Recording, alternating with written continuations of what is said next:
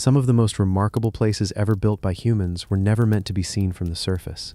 Deep beneath mountains, hidden inside ancient cities, carved into cliffs, and buried beneath thousands of years of soil, archaeologists have uncovered traces of civilizations that left behind far more questions than answers. From an ancient Inca settlement built across a Peruvian valley, to enormous caves carved beneath the ground in China, from the stone temples of India, to the mysterious engineering of Tiwanaku, and deep inside the Austrian Alps, where prehistoric miners disappeared into the mountains searching for salt. In this documentary, we're traveling across South America, Asia, Europe, and the ancient Americas to explore forgotten settlements, underground chambers, sacred monuments, ancient water systems, massive earthworks, and archaeological discoveries that reveal how intelligently people adapted to the worlds around them. These aren't just ruins. They are evidence of how ancient societies solved problems that still challenge us today. And behind many of these discoveries, there is still something we cannot fully explain. So let's begin. The 2700-year-old sword found in northern Poland. In the landscape of northern Poland, an ancient weapon was uncovered that had been hidden beneath the ground for more than 2,000 years. A sword. Not a medieval blade, not a Viking weapon, but an object dating back roughly 2700 years. Its discovery provides a rare glimpse into a much earlier period of European history, when iron weapons were beginning to transform warfare and societies across the continent. The sword was discovered in the Gdansk region of Poland, an area shaped by the Baltic Sea and the rivers flowing into it. Today, the landscape is filled with modern settlements, roads, and farmland. But during the Iron Age, this region belonged to a very different world. Around the first millennium BC, communities across northern and central Europe were developing new technologies, expanding trade networks, and producing increasingly sophisticated metal objects. Iron was becoming an important material, although bronze continued to be widely used. A weapon such as this sword therefore tells us something about the technological world of its time. The discovery is especially interesting because swords were not ordinary objects. Producing one required access to metal, specialized knowledge, and considerable skill. The blade had to be shaped, strengthened, and given a usable edge. A finished sword represented both craftsmanship and status. For the person who carried it, the weapon could serve a practical purpose, but it could also communicate something about identity and social position. Swords were valuable objects, and in many prehistoric societies, weapons could become symbols of power. The exact circumstances surrounding the discovery are just as important. An archaeological object does not tell its entire story simply because it survives. Researchers need to understand where it was found, what was around it, and whether it had been deliberately deposited. That context can reveal far more than the sword itself. Was it buried intentionally? Was it lost? Was it placed there as an offering? Or was it connected with a burial that has since disappeared? Without the complete archaeological context, some questions may remain unanswered. Northern Poland was not isolated from the wider European world. The Baltic region formed part of extensive networks connecting communities across northern Europe. Amber was one of the most important resources moving through these networks, and objects, technologies, and ideas traveled with it. A sword discovered near Gdansk therefore raises a much larger question. How did weapons and metalworking traditions reach this part of Europe? The answer was probably not a single route. People moved, traders traveled, and communities exchanged objects and knowledge across considerable distances. The landscape around the Baltic also mattered. Rivers provided natural routes through the interior, while the sea connected coastal communities with distant regions. A settlement near these routes could participate in networks stretching far beyond its immediate surroundings. Imagine the world in which this sword was used. There were no modern borders, no written history describing the communities who lived here, and no large cities like those that would later dominate Europe. Instead, small settlements were scattered across the landscape.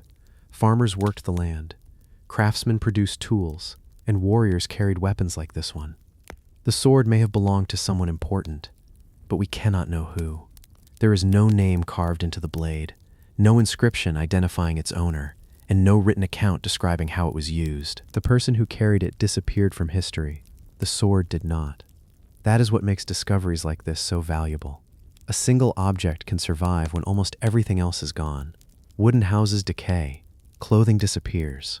Organic materials break down. But metal can sometimes remain buried for thousands of years. Archaeologists can study the blade itself, its construction, its composition, and its form.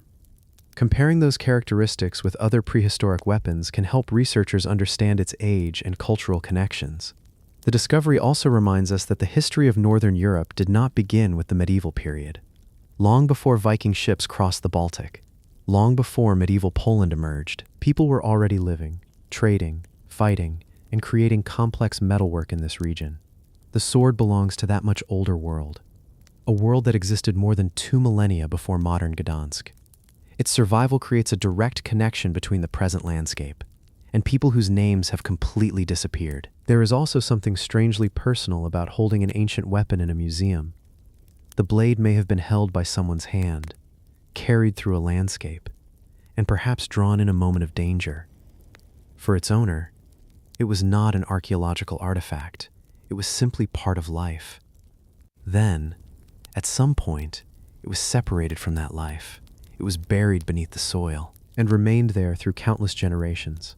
The landscape changed above it, but the sword stayed where it had been left. Thousands of years passed. Kingdoms rose and disappeared. Languages changed, and new settlements developed across the Baltic region. The original owner was forgotten, but eventually, the sword was found again. Today, the object gives archaeologists a small but valuable glimpse into Iron Age Northern Europe. It cannot tell us everything, but it provides evidence of technology, trade, craftsmanship, and the presence of sophisticated metal weapons in the region. The Roman villa and the mysterious Norfolk Nessie.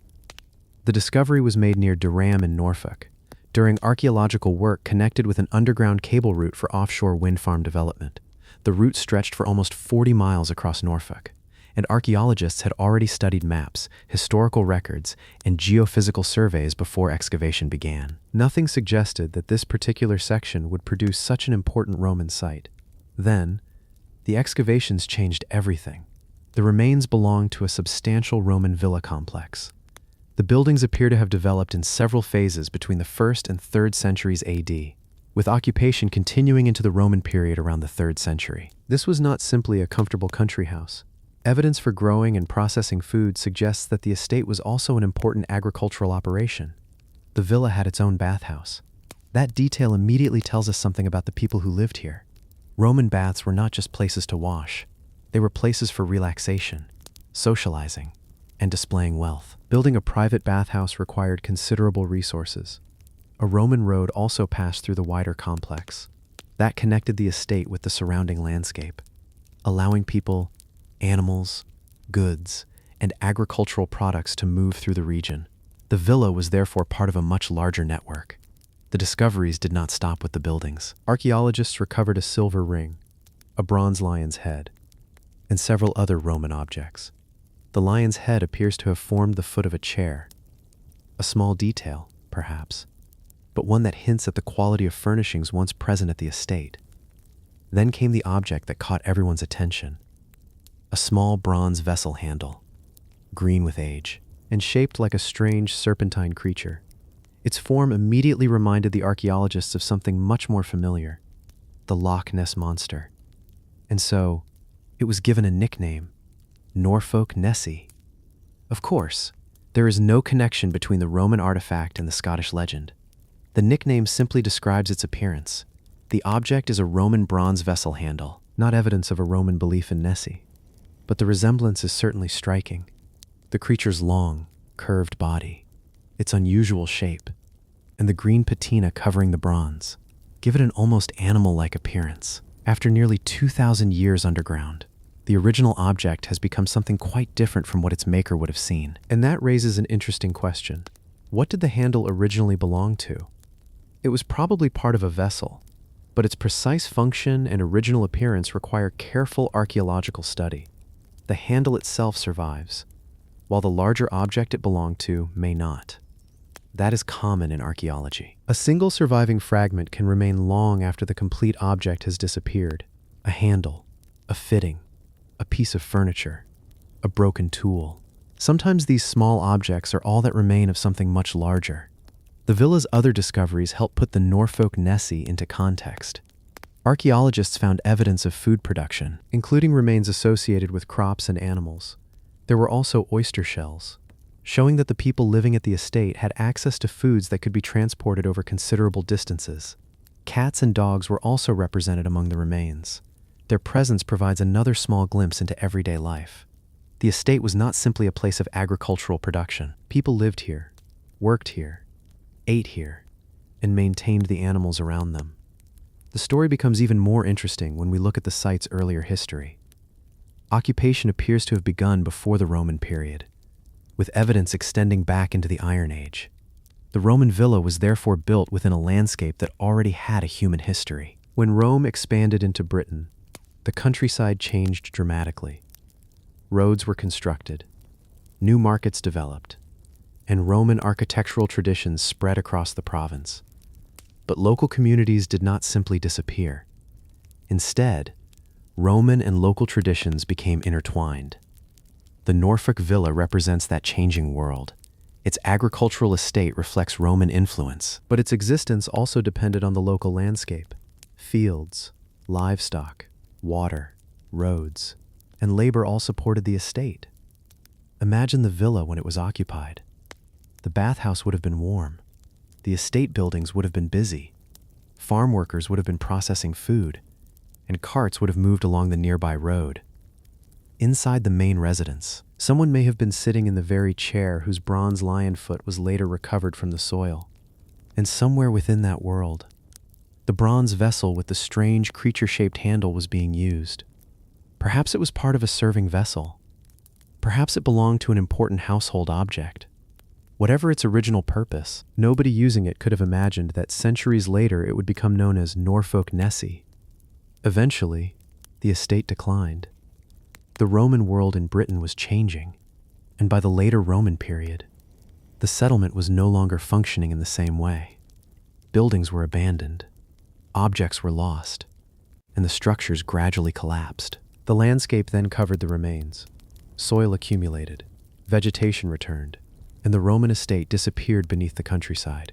For centuries, nothing visible revealed what was underneath. Then came the modern cable project. Archaeologists opened trial trenches and began finding the roof tiles. What they initially expected to be an insignificant section of land turned out to contain a substantial Roman complex. The excavation effectively brought a forgotten estate back into history. The discovery is important for another reason. It reminds us how much Roman Britain still exists beneath modern England. Ancient roads, farmsteads, burials, and settlements can remain hidden beneath fields that look completely ordinary. Sometimes, it takes a modern construction project to reveal them. The villa was carefully documented, its remains were surveyed, and the archaeological evidence was recorded before the site was reburied. The landscape above it may once again look completely ordinary. But now, we know what lies beneath. And then there is the little bronze creature. It is not the greatest Roman artifact ever discovered. It is not a royal treasure, and it does not solve some enormous historical mystery. But it is strangely memorable, because it connects the distant Roman past with something instantly recognizable today. The ancient mines dug deep beneath England. Across the open landscape of Norfolk, the ground looks almost ordinary. Fields, grass, and low mounds scattered across the countryside. But beneath this quiet landscape lies one of Britain's most remarkable prehistoric mining sites. More than 5,000 years ago, people came here to dig deep into the earth. They were not searching for gold, they were searching for flint. This is Grimes Graves, a vast Neolithic mining complex near Brandon in Norfolk. Grimes Graves contains hundreds of ancient mine shafts spread across the landscape. From above, many appear as circular depressions surrounded by low banks. But these marks are the remains of something much more ambitious. Prehistoric miners sank shafts through the chalk, then followed underground layers where valuable flint could be found. Some shafts reached more than 10 meters below the surface. Flint was one of the most useful materials available to Neolithic communities. When struck correctly, it could produce an extremely sharp edge. People used it for knives, scrapers, arrowheads, and other tools. Large pieces could also be shaped into axes, which were important for working wood and clearing land. But the best flint at Grimes Graves was buried beneath the surface. To reach it, the miners had to remove soil and chalk, then descend into narrow underground spaces. They had no machines, no steel tools, and no electric light. Instead, they relied on simple equipment, including antler picks. Thousands of antler picks have been discovered at the site, made from red deer antler. They were strong enough to survive repeated blows against the chalk. The miners used them to loosen the rock, gradually deepening their shafts and extending small galleries around the flint seams. The work must have been exhausting. A miner had to descend into darkness, break away the chalk, collect the flint, and bring the useful material back toward the surface. Every measure of progress required physical effort, yet generation after generation continued the work. The reason was simple. High-quality flint was valuable. It could be turned into tools that were useful far beyond the mine itself. Some finished objects made from Grimes Graves flint traveled considerable distances, showing that the site was connected to wider prehistoric exchange networks. The mines therefore belonged to a much larger world. People traveled, goods moved between communities, and important raw materials could be exchanged across Britain. A piece of stone removed from Norfolk could eventually become part of another community hundreds of kilometers away. The mines developed during a period when Britain was undergoing major changes. Neolithic communities were farming, keeping livestock, building settlements, and creating monuments for the dead. These new ways of life increased the demand for reliable tools. Flint axes could clear woodland, blades could process food, and sharp tools were needed for countless everyday tasks. The scale of Grimes Graves is what makes the site extraordinary. Hundreds of shafts were dug, and enormous quantities of chalk were removed. The miners were reshaping the landscape to reach geological layers hidden underground. Working underground was not without danger. The shafts were narrow, the deeper sections were dark, and unstable material could fall without warning. The miners also had to move people and materials through confined spaces. This was not casual digging. It required knowledge, planning, and cooperation. The ancient miners also seem to have understood the geology of the area remarkably well. They knew where the useful flint occurred and followed the seams beneath the chalk. Instead of digging randomly, they targeted specific layers. Their success is visible in the enormous number of workings that remain. But Grimes Graves was more than a place of extraction. Archaeologists discovered evidence that raises questions about how prehistoric people viewed these underground spaces. One unusual discovery was a human burial within a mine shaft. The exact reason remains uncertain. It may have occurred after the shaft was abandoned, or the underground environment itself may have held some significance. Imagine descending into one of these shafts thousands of years ago. The daylight would gradually disappear above you. The walls would close in, and the only goal would be the dark band of flint hidden within the chalk. Above ground, the community would be waiting for the material to return. The finished flint objects could then enter everyday life. An axe might be used to cut timber. A blade could prepare food, and other tools could be traded or passed between communities. The mine connected the underground world with almost every part of prehistoric life. Eventually, the mines were abandoned. Exactly why is uncertain. Sources of flint elsewhere may have become more attractive. Technological traditions changed, or the communities using the site shifted their activities. Whatever the reason, the shafts gradually ceased to be worked. The underground passages collapsed or filled with debris. Vegetation returned to the surface, and the landscape slowly changed. The people who had spent generations mining here disappeared, but the evidence of their work remained beneath the ground. Modern archaeology eventually revealed the scale of the site. The depressions across the landscape were recognized as mine shafts, and excavations exposed the underground workings. The antler picks provided a direct connection with the miners themselves. Each one represents a tool once held by someone who worked here thousands of years ago. The Celtic grave and the giant bronze crater. In eastern France, archaeologists uncovered a burial that revealed just how connected the ancient European world really was. Inside a massive burial mound, they found a four-wheeled chariot, gold jewelry, a silver vessel, and one enormous bronze crater from the Mediterranean. This was the Vix burial. And the person buried here was clearly someone of extraordinary status. The grave was discovered near Vix in Burgundy, at the foot of Mont Lassois. The burial dates to around 500 BC. a time when Celtic communities across Central Europe were developing powerful settlements and long-distance trade networks. The woman buried here is often known as the Lady of Vix. Her real name has been lost. The grave itself was built beneath a large mound. Inside, the woman was placed beside a four-wheeled chariot.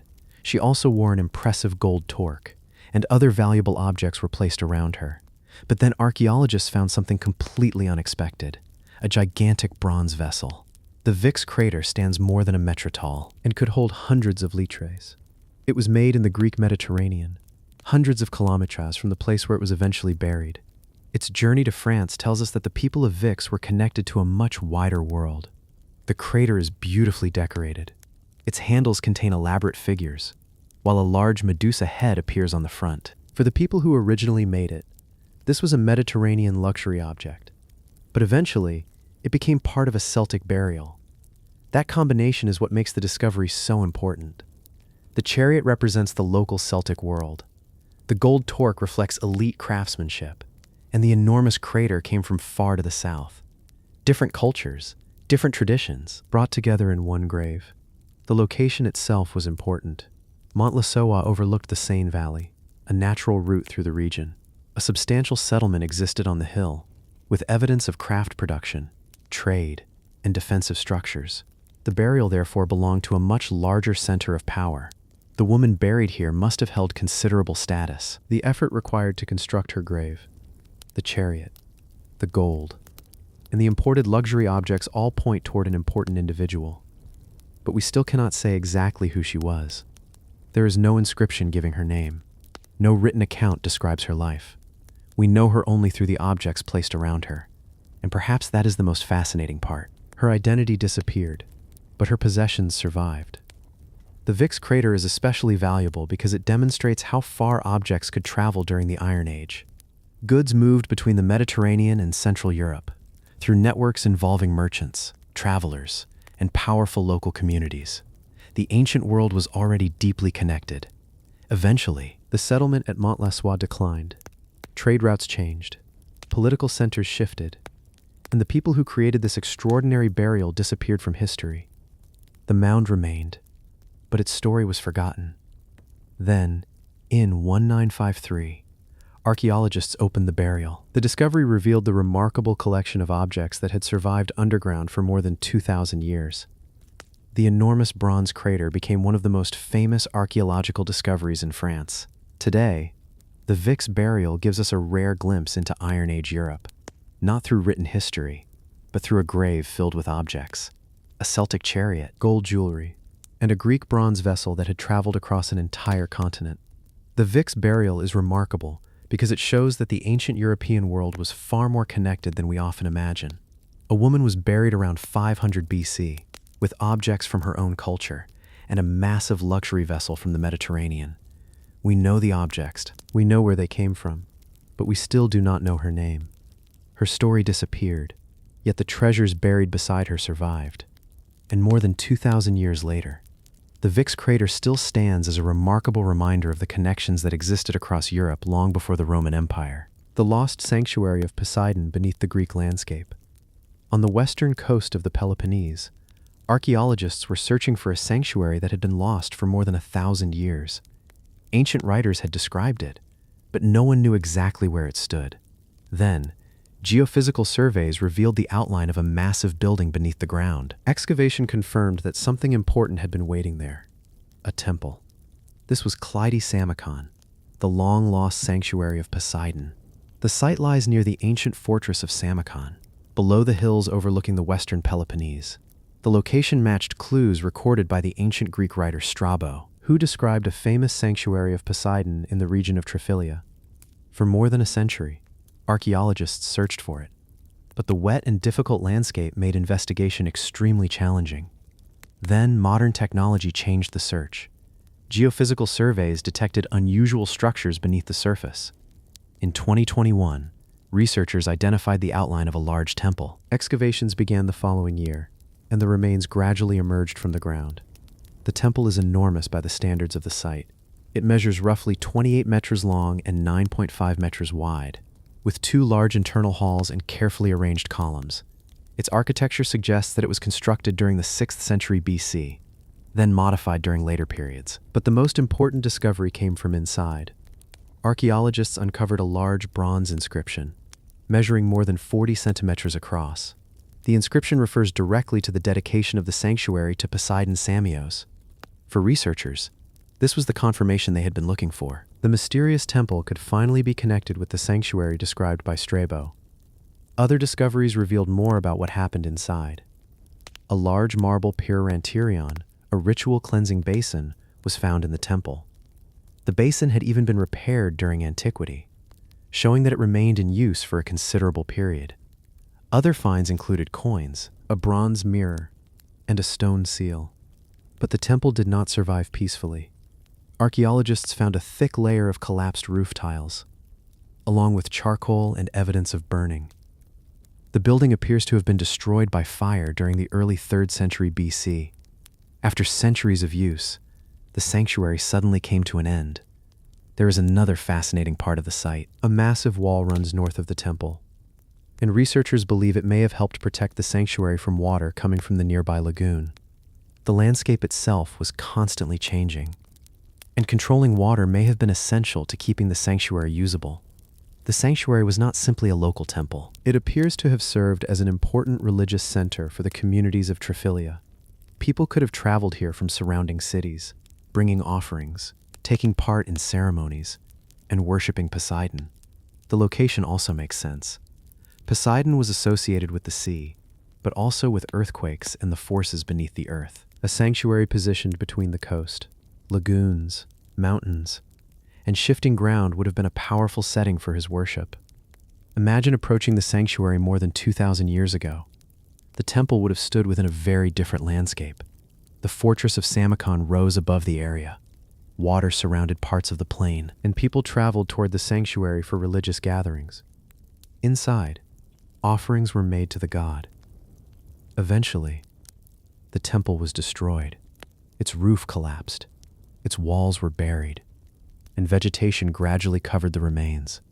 The sanctuary disappeared from the visible landscape, but the ancient description survived.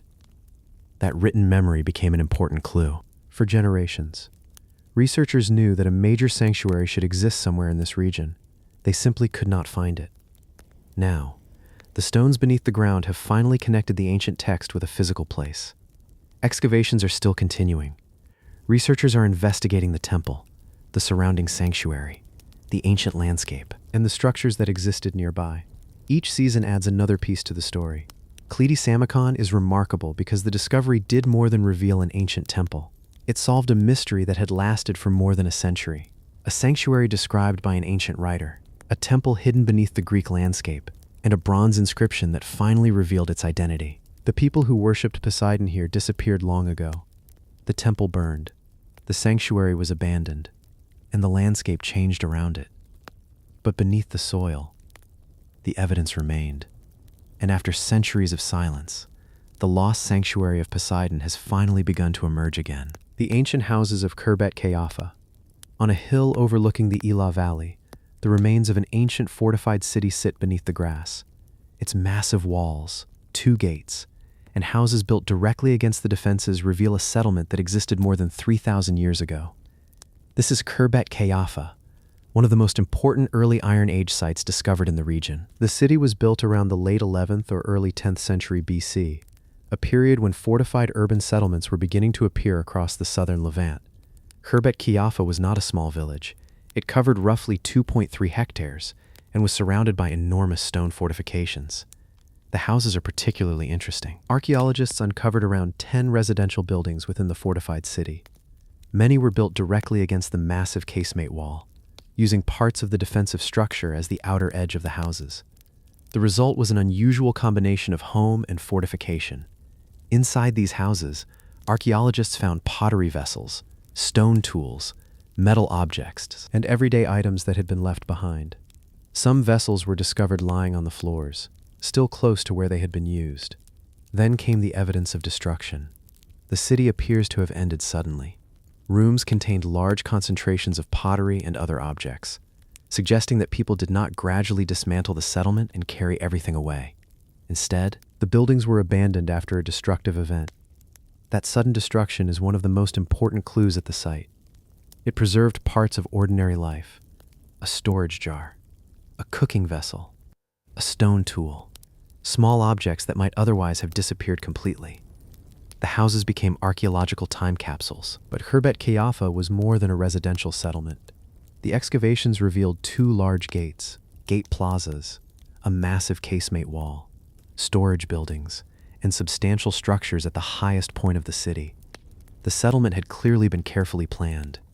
At the center of the city, archaeologists uncovered a large building measuring around 30 meters long. Its walls were wider than those of the ordinary houses. Because of its position and size, researchers have interpreted it as an important administrative building, possibly a palace or governor's residence. From this high point, the view is extraordinary. The building overlooks the city, the Ila Valley, and the surrounding hills. Anyone standing there could see movement across a large part of the landscape. The city also contained evidence of ritual activity. One building near the gate contained two small temple models, one made from clay and another from stone. Other cultic objects were discovered nearby. These finds suggest that religious activity formed part of life inside the fortified settlement. One of the most remarkable discoveries was the Khirbet Qeiyafa ostracon, an inscribed pottery fragment. Its text has been the subject of considerable scholarly debate, but it provides evidence that writing existed at the site. That is important because very few written records survive from this period. Most people who lived here left no names, no letters, and no personal histories. The small inscription offers a rare glimpse into the written world of the settlement. The people of Khirbet Qeiyafa also depended on agriculture. The surrounding Ela Valley provided fertile land, while the fortified hill gave the community a strong defensive position. The city therefore connected the agricultural landscape below with the protected settlement above. Its location was strategic. The site stood along an important route between the coastal plain and the hill country. Anyone traveling through the valley could potentially be observed from the settlement. That may help explain why such substantial fortifications were constructed here. Building those walls required enormous effort. The city was constructed directly on bedrock, and stones were quarried and shaped as part of the construction process. Researchers have even found evidence of stone quarrying within the settlement itself. The city was essentially built from the hill on which it stood, but the city did not last for centuries. Its occupation appears to have been relatively short, perhaps only a few decades. Then, it was destroyed and abandoned. That sudden ending is what makes the houses so valuable, because the settlement was not slowly emptied. Objects remained where people had left them. Archaeologists could therefore study the city almost as a frozen moment. Later communities returned to the hill. The site was occupied again during later periods, and some of the earlier structures were reused, but the original Iron Age city had already disappeared. For centuries, the ruins remained beneath the landscape. Eventually, modern archaeological excavations began revealing the walls and houses. Piece by piece, the forgotten city emerged. Today, Khirbet Qeiyafa provides an unusually detailed look at early Iron Age urban life. The houses, the gates, the walls, the administrative buildings, and the objects found inside them all belong to the same archaeological picture. But perhaps the most fascinating part is how ordinary some of the evidence is. A person once stored food in these rooms. Someone cooked here, worked with stone, used pottery, and walked through the same narrow spaces. Their daily lives were simple, but the city around them was highly organized. Khirbet Qeiyafa is remarkable because its ancient houses preserve a brief moment in the history of the southern Levant. More than 3,000 years ago, people built a fortified city on a hill above the Ila Valley, constructed massive walls, raised homes against those defenses, and created a carefully planned settlement. Then, the city was suddenly destroyed. The people disappeared, the houses collapsed, and the landscape grew quiet. But beneath the soil, their pottery, tools, walls, and even traces of writing remained. And today, those remains allow us to walk back into a city that vanished almost as quickly as it appeared. The mysterious plaster statues of Ain Ghazal. On the outskirts of modern Amman, archaeologists uncovered something that had been hidden beneath the ground for thousands of years. Not a palace, not a temple, but human figures. Tall, silent, and strangely lifelike. Their bodies were made from plaster, their faces carefully shaped, and their enormous eyes seemed to stare back across the centuries. This is Ain Ghazal, one of the most important Neolithic settlements ever discovered in Jordan. Ain Ghazal was occupied during the Neolithic period, more than 9,000 years ago. At its height, it was a substantial farming settlement. People lived in houses, raised animals, cultivated crops, and built increasingly permanent communities. The site was part of a major transformation in human history, when people were beginning to live in settled villages rather than moving constantly across the landscape. Then, archaeologists discovered the statues. They were found in two buried groups during excavations in the 1980s. The figures had been deliberately placed beneath the ground, long after they had been created.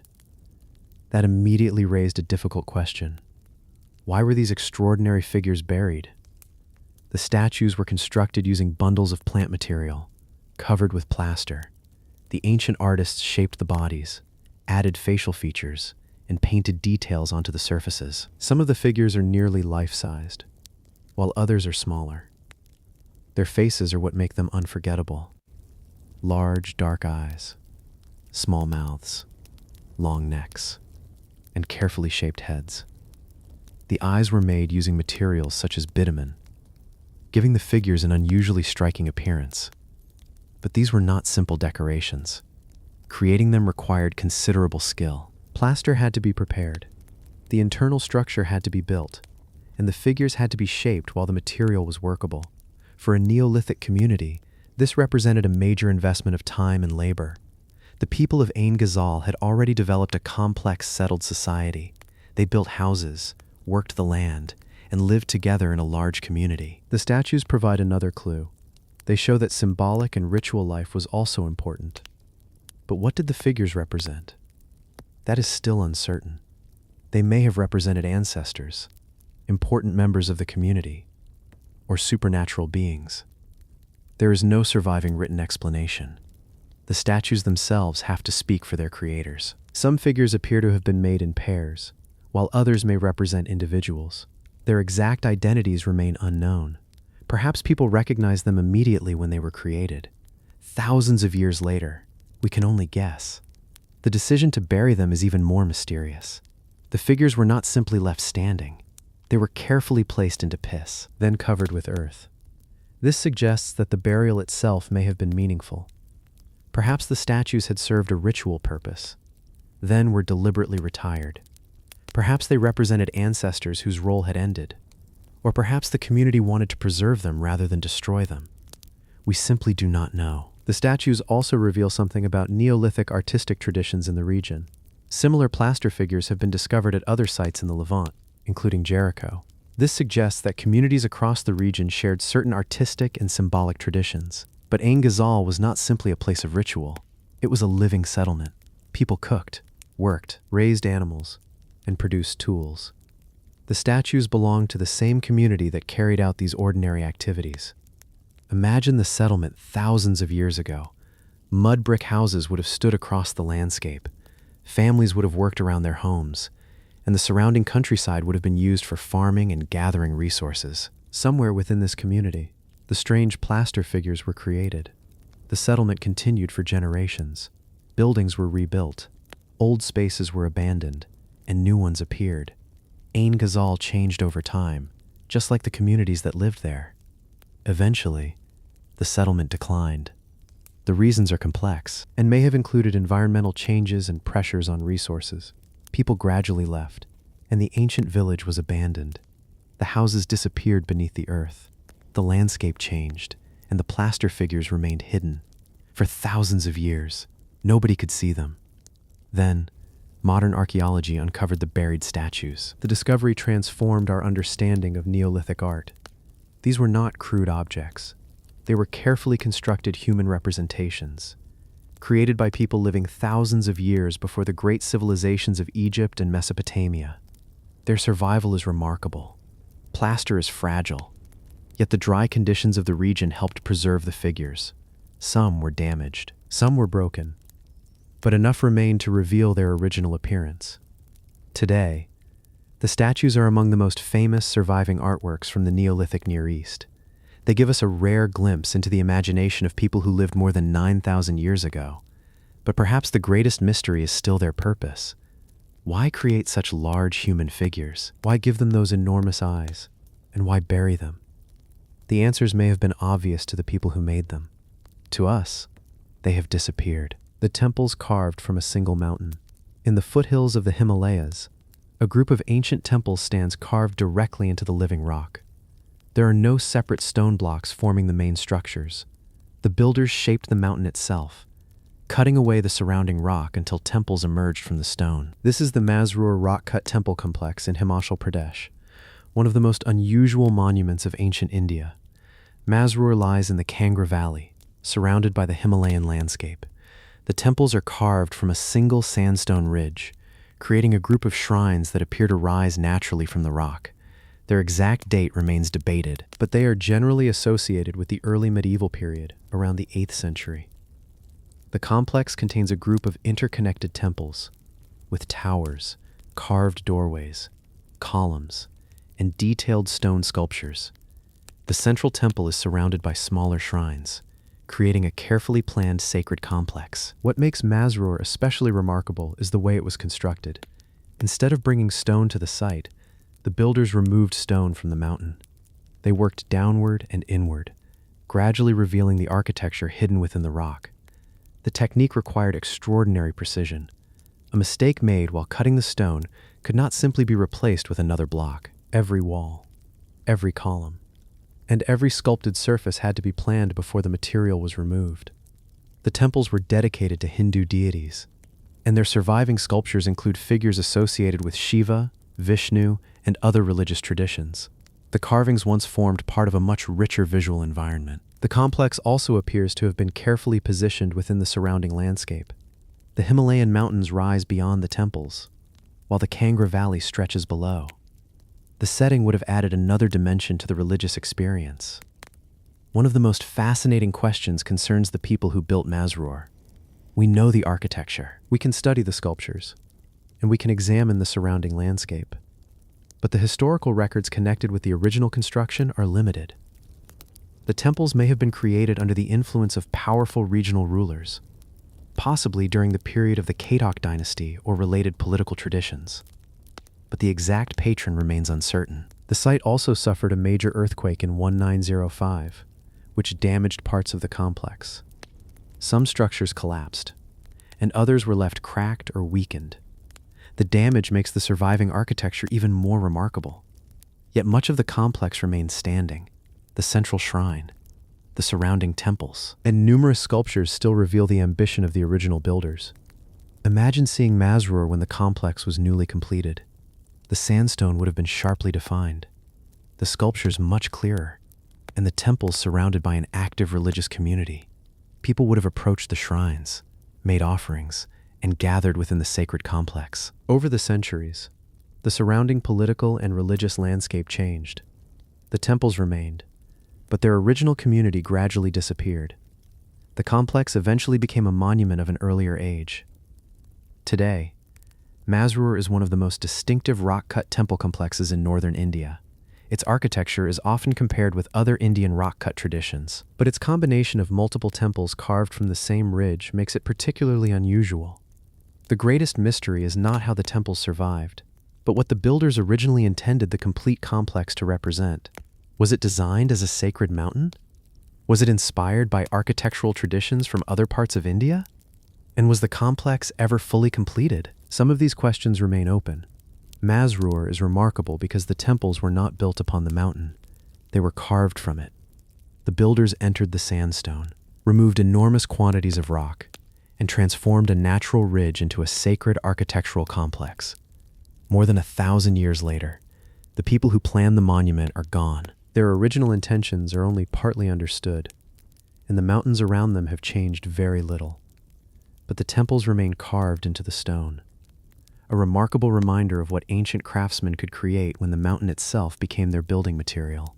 The ancient aqueducts hidden in the Nazca Desert. Across the dry landscape of southern Peru, the Nazca Desert receives almost no rain. Yet more than 1,000 years ago, People were farming here. They needed water. And somehow, they built a network of underground channels that carried water through the desert. These are the Cantalic aqueducts. One of the most remarkable examples of ancient water engineering in the Americas. The aqueducts were created by the Nazca people, who lived along Peru's southern coast roughly between the 1st and 7th centuries AD. Their environment was extremely difficult. The desert was dry, but rivers flowing down from the Andes provided seasonal water. The challenge was finding a way to bring that water to places where people could use it. The Nazca solution was ingenious. They constructed underground channels that carried groundwater toward the surface. Some sections were covered with large stones, while other parts were built beneath the ground. This protected the water from the intense desert sun, but the most recognizable features are the spiral openings. These circular structures descend into the ground, creating access points to the underground channels. From above, they look like enormous stone spirals built into the desert. These openings were practical. They allowed people to reach the water channels for maintenance, cleaning, and ventilation. Without access points, the underground system would have been much more difficult to maintain. The construction itself required careful knowledge of the landscape. The builders needed to understand where groundwater could be found, how it moved beneath the surface, and how to create channels with enough slope to keep the water flowing. They achieved all of this without modern surveying equipment. Imagine working here more than 1,000 years ago. The sun would have been intense, the landscape almost completely dry, and every source of water would have been valuable. Yet beneath your feet, a hidden network was carrying water through the desert. The aqueducts helped support agriculture, allowing communities to grow crops in an otherwise harsh environment. Water could be brought toward fields, settlements, and areas where people needed it. This was not simply a single canal. The Cantalic system formed part of a wider network of ancient water management across the Nazca region. Other aqueducts survive in different parts of the landscape, showing that water engineering was an important part of Nazca life. The system also tells us something about Nazca society. Large construction projects require cooperation. People had to excavate, move stones, build channels, and maintain the system over generations. The aqueducts therefore depended on organized communities. The Nazca are famous today for the enormous Nazca lines, but their achievements were not limited to desert drawings. The aqueducts reveal a different kind of engineering, one focused entirely on survival. The desert drawings could be seen from above, but the aqueducts were designed to work beneath the ground. Their success depended on something that could not easily be seen: the movement of water. Over time, the Nazca civilization changed. Different communities occupied the region. Political systems shifted, and the original builders disappeared. But parts of the water network continued to be useful. The extreme dryness of the desert helped preserve the structures. Stone walls remained, underground channels survived, and the spiral openings continued to mark the landscape. Today, several Cantalic aqueducts are still visible. Some even continue to carry water. That makes them especially remarkable. A system created more than 1,000 years ago can still demonstrate the basic principles its builders understood. But we still do not know everything about how the system was planned, exactly how the Nazca surveyed underground water, how construction was organized, and how individual aqueducts were connected remain subjects of archaeological study. The Cantalic aqueducts are remarkable because they reveal a very different side of ancient Nazca civilization. Beneath one of the driest landscapes on Earth, people created hidden channels, access tunnels, and spiral wells that allowed them to reach and control underground water. They had no modern pumps, no concrete pipelines, and no mechanical excavation equipment. Yet they managed to turn a hostile desert into a place where communities could survive and farm. The Nazca lines may be the most famous traces they left behind, but beneath the desert, their aqueducts tell another story, a story about water, engineering, and the ingenuity required to make life possible in one of the driest places on Earth. The hidden tunnel beneath the Feathered Serpent Temple. Beneath the ancient city of Teotihuacan, archaeologists discovered a tunnel leading deep beneath one of the city's most important temples. It was deliberately sealed, and its contents suggested that this was no ordinary underground passage. The tunnel led beneath the Temple of the Feathered Serpent, into a hidden world connected with the religious beliefs of one of ancient Mexico's greatest cities. Teotihuacan flourished in central Mexico more than 1500 years ago. At its height, the city was enormous. Pyramids dominated the landscape. Wide avenues crossed the city, and thousands of people lived within its neighborhoods. At the center stood the Temple of the Feathered Serpent, also known as the Temple of Quetzalcoatl. The tunnel was discovered in 2003. After heavy rainfall created a sinkhole near the temple, archaeologists investigated and eventually realized that the opening led into a man-made passage beneath the pyramid. The discovery was unexpected, but what came next was even more remarkable. The tunnel extended for roughly 100 meters beneath the temple complex. Its entrance had been deliberately sealed, suggesting that the tunnel was not simply a practical passage. It appears to have been created as part of a ritual space. Inside, archaeologists found hundreds of objects: shells, pottery, stone ornaments, animal remains, and other offerings had been placed along the tunnel. Some objects had traveled from distant regions. Among the discoveries were greenstone objects, shells from the Gulf and Pacific regions, and remains of animals including jaguars and other creatures. These offerings suggest that the tunnel held deep religious significance. The passage eventually reached a series of chambers. Researchers believe these spaces may have represented an underground sacred landscape, possibly connected with the underworld. For the people of Teotihuacan, the world beneath the earth was not simply empty ground. It could be a place of gods, ancestors, and supernatural forces. The tunnel was carefully constructed. Its walls and ceiling were shaped to create a controlled underground passage. The builders understood how to excavate beneath an enormous temple without simply collapsing the structure above. That alone was an impressive engineering achievement. But the objects reveal something even more interesting. The people who entered this tunnel were not simply exploring underground space. They were leaving offerings. The objects appear to have been deliberately placed, perhaps as part of ceremonies connected with the temple and its gods. Imagine entering the passage more than 1,000 years ago. The daylight would disappear behind you. The walls would close around the narrow path, and the sounds of the city above would gradually fade. Then, you would reach the chambers beneath the temple. The temple above was covered with powerful images of the feathered serpent. The deity was associated with important religious traditions across Mesoamerica. Although exactly what the people of Teotihuacan believed about the figure remains difficult to reconstruct. The tunnel may have represented a journey into another realm. Its long descent beneath the temple, the offerings, and the sealed entrance all suggest that the underground space had a special symbolic meaning. But its exact purpose remains debated. The discovery also changed how archaeologists understood the temple. For decades, researchers could study the pyramid from above, but the tunnel revealed that an entire hidden structure existed beneath it. The monument had a vertical dimension that could not be seen from the surface. Eventually, the tunnel was deliberately closed. The entrance was sealed, and the offerings remained underground. For centuries, the city above continued to change. Then Teotihuacan itself was abandoned. Its enormous pyramids remained, but the people who built them disappeared. Vegetation covered parts of the ruins, and the tunnel beneath the feathered serpent temple remained hidden. Modern archaeology eventually brought it back into the story. Researchers used remote sensing and careful excavation to investigate the passage, recovering thousands of objects along the way. Each one added another clue to the beliefs of Teotihuacan. Yet the greatest mystery remains. Why was the tunnel built? Was it designed as a symbolic passage into the underworld? Was it connected with royal ceremonies? Or did it represent a sacred landscape beneath the temple? There is no surviving text that gives us a simple answer. The Teotihuacan tunnel is remarkable because it reveals a hidden side of one of ancient Mexico's greatest cities. Above ground, the feathered serpent temple dominated the city. Below it, a carefully constructed tunnel disappeared into the earth, filled with offerings that had been deliberately placed there more than 1,000 years ago. The people who created the passage are gone, their ceremonies are forgotten, and their exact beliefs remain uncertain.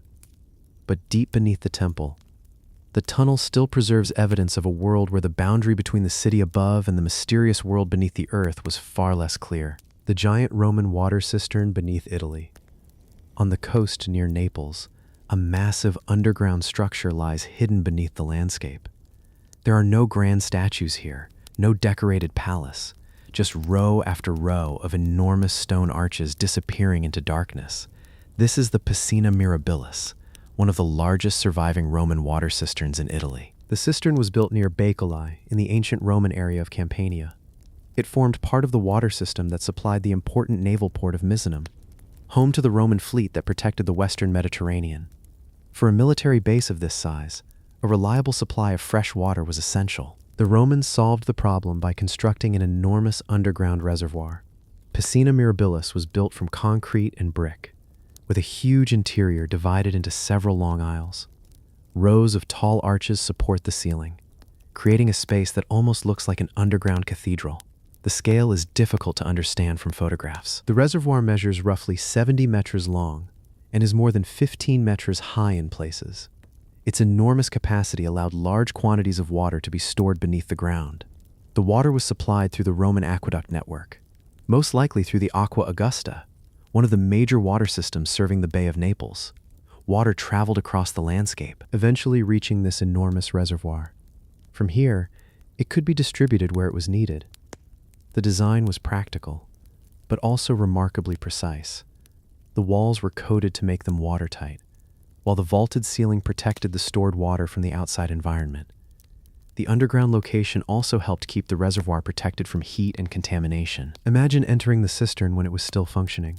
The space would have been dark, cool, and filled with the sound of water. Above ground, the Roman fleet was operating from Misenum. Below, thousands of litres of fresh water were being stored for the people who depended on it. The structure reveals how much engineering was required to support Roman military power. Ships needed water, sailors needed water, nearby settlements needed water, and the entire system depended on infrastructure that could operate continuously. Piscina Mirabilis was therefore more than a storage tank. It was part of a much larger network connecting distant water sources with one of Rome's most important naval bases. The aqueducts, reservoirs, pipes, and distribution systems all worked together. The Romans built water infrastructure across their empire, but structures on this scale were expensive and difficult to construct. Huge quantities of material had to be transported. Walls had to be engineered to withstand the pressure of the stored water, and the entire structure had to remain watertight. Eventually, the Roman naval base declined. The empire changed. The infrastructure was no longer maintained in the same way, and the great water systems around the Bay of Naples gradually fell out of use. But the cistern survived. Its underground chambers remained largely intact, even after the Roman world had disappeared. Centuries passed, and the enormous reservoir became a hidden monument beneath the Italian landscape. Today, the rows of arches still stand inside the structure. Without the water, the enormous interior can be seen clearly. What was once a practical piece of Roman infrastructure now looks almost monumental. And that is what makes Piscina Mirabilis so fascinating. It was never designed to impress visitors. It was designed to solve a problem: a huge population, a major naval fleet, and an enormous demand for fresh water. The Romans simply built something big enough to handle it. Piscina Mirabilis is a reminder that Roman engineering was not only about roads, bridges, and monuments. Much of the empire depended on infrastructure that ordinary people rarely saw. Beneath the ground near Baeculae, an enormous reservoir once stored the water that helped sustain a Roman naval center. The ships are gone, the sailors are gone, and the empire that built the cistern disappeared long ago. But the arches remain, still standing in the darkness, a massive piece of Roman engineering hidden beneath the modern Italian landscape. The underground cistern beneath Istanbul. Beneath the streets of Istanbul, a vast underground chamber stretches into the darkness. Hundreds of stone columns rise from shallow water, supporting a ceiling that once stored one of the city's most important resources.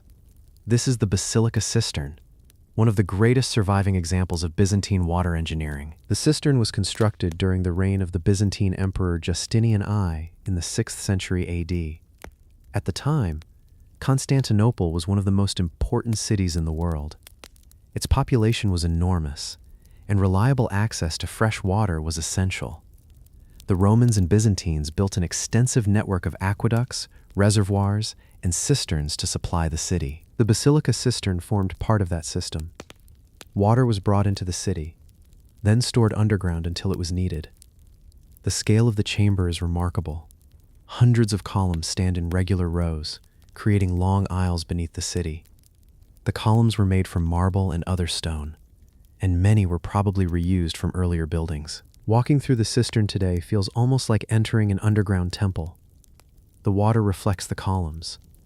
The ceiling disappears into darkness, and the enormous chamber stretches far beyond the entrance. But this was never designed as a temple. It was infrastructure.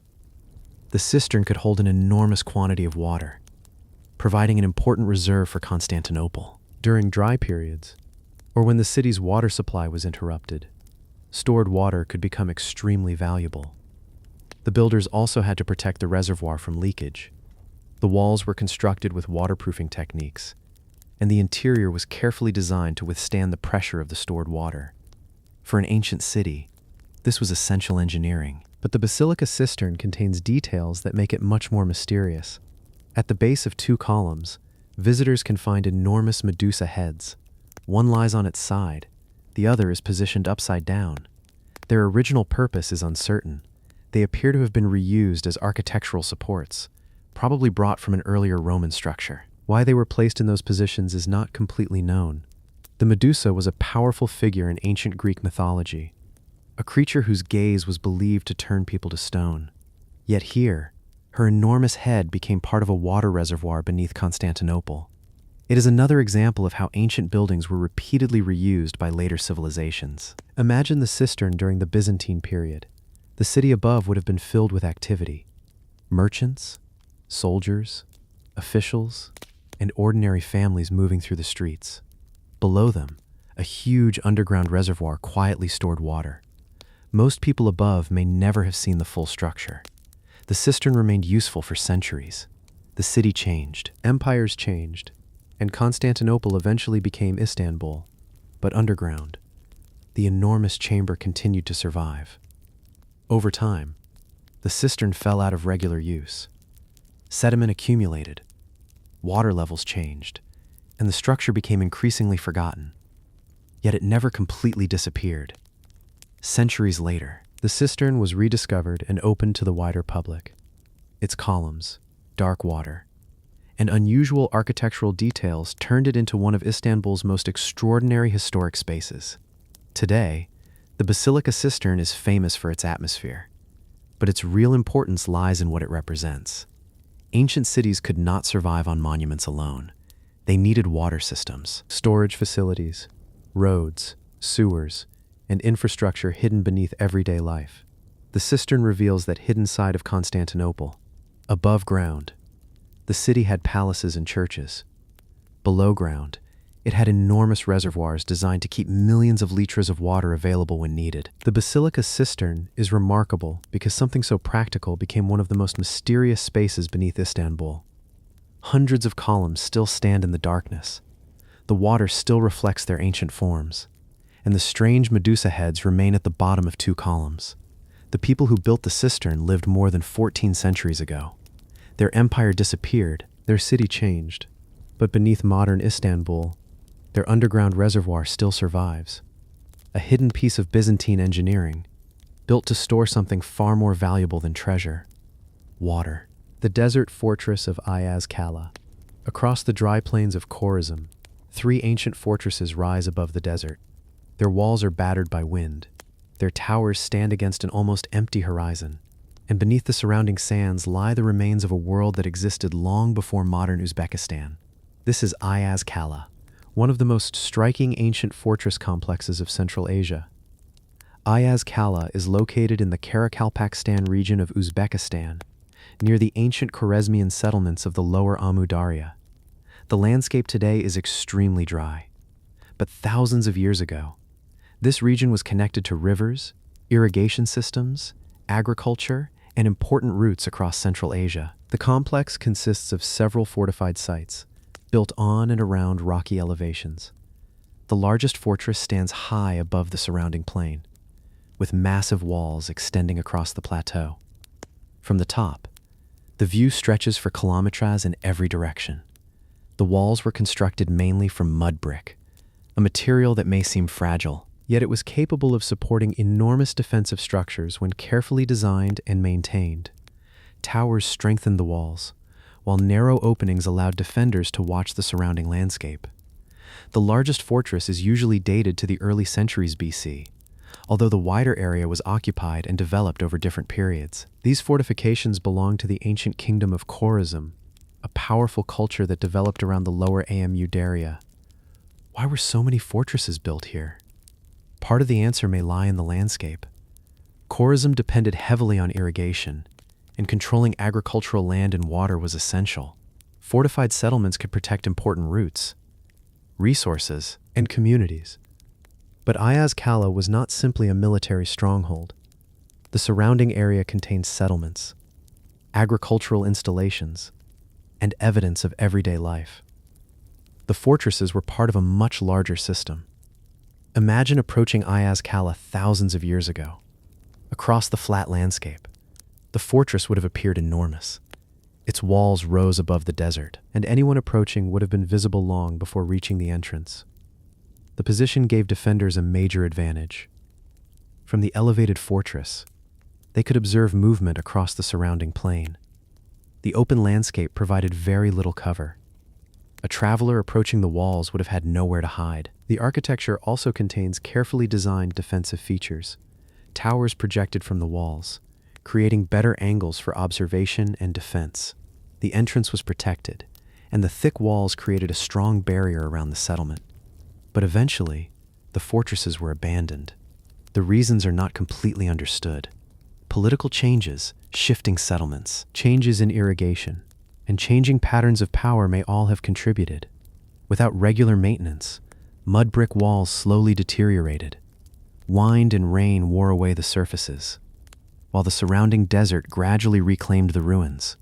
For centuries, the fortresses remained largely silent, yet their enormous walls survived. The dry climate helped preserve the mud brick, leaving enough of the original structures to reveal their scale. Modern archaeology eventually began studying the Khwarezmian fortresses, revealing a sophisticated society that had developed far from the Mediterranean centers usually associated with ancient history. The discoveries at Ayaz Kala also helped show how connected Central Asia was. Khorism stood between major cultural regions, and its communities participated in networks that linked the Iranian world, Central Asia, and regions farther east and west. The fortresses therefore belonged to a larger world of movement and exchange. People traveled, goods moved, and political powers competed for control of land and water. Yet the people who actually lived within these walls remained difficult to identify individually. There are no long historical accounts describing their daily routines. Archaeologists have to reconstruct their lives from pottery, architecture, tools, and the remains of settlements. That makes the fortress especially fascinating. The walls were built for protection, but the people behind them lived ordinary lives. They needed food, water, shelter, and trade. The enormous fortifications were only one part of their world. Today, Ayaz Kala stands almost alone above the desert. The ancient settlements around it have disappeared. The irrigation systems have changed, and the political world that built the fortresses is long gone. But the walls remain. Ayaz Kala is remarkable because its massive fortifications preserve the memory of ancient Khorism, a civilization that flourished in a landscape that now appears almost impossibly dry. Thousands of years ago, people farmed this region, built settlements, controlled water, and raised enormous mud brick fortresses above the plain. Eventually, the communities disappeared. The walls began to crumble, and the desert took over. But from the top of Ayaz Kala, the ancient landscape can still be imagined. A fortified world standing between the river, the desert, and the great roots of Central Asia. The mysterious stone structure at Nakshi Rostam, high above the ancient Persian landscape, a strange stone building stands directly across from the great royal tombs of Nakshi Rostam. It has no obvious entrance, no large windows, and almost no decoration on its massive walls. Yet more than 2,000 years ago, this carefully constructed building stood at the center of an important religious landscape. It is known today as the Kaaba-i Zartasht, the Cube of Zoroaster. The monument stands in Fars province, Iran, within one of the most important archaeological landscapes of ancient Persia.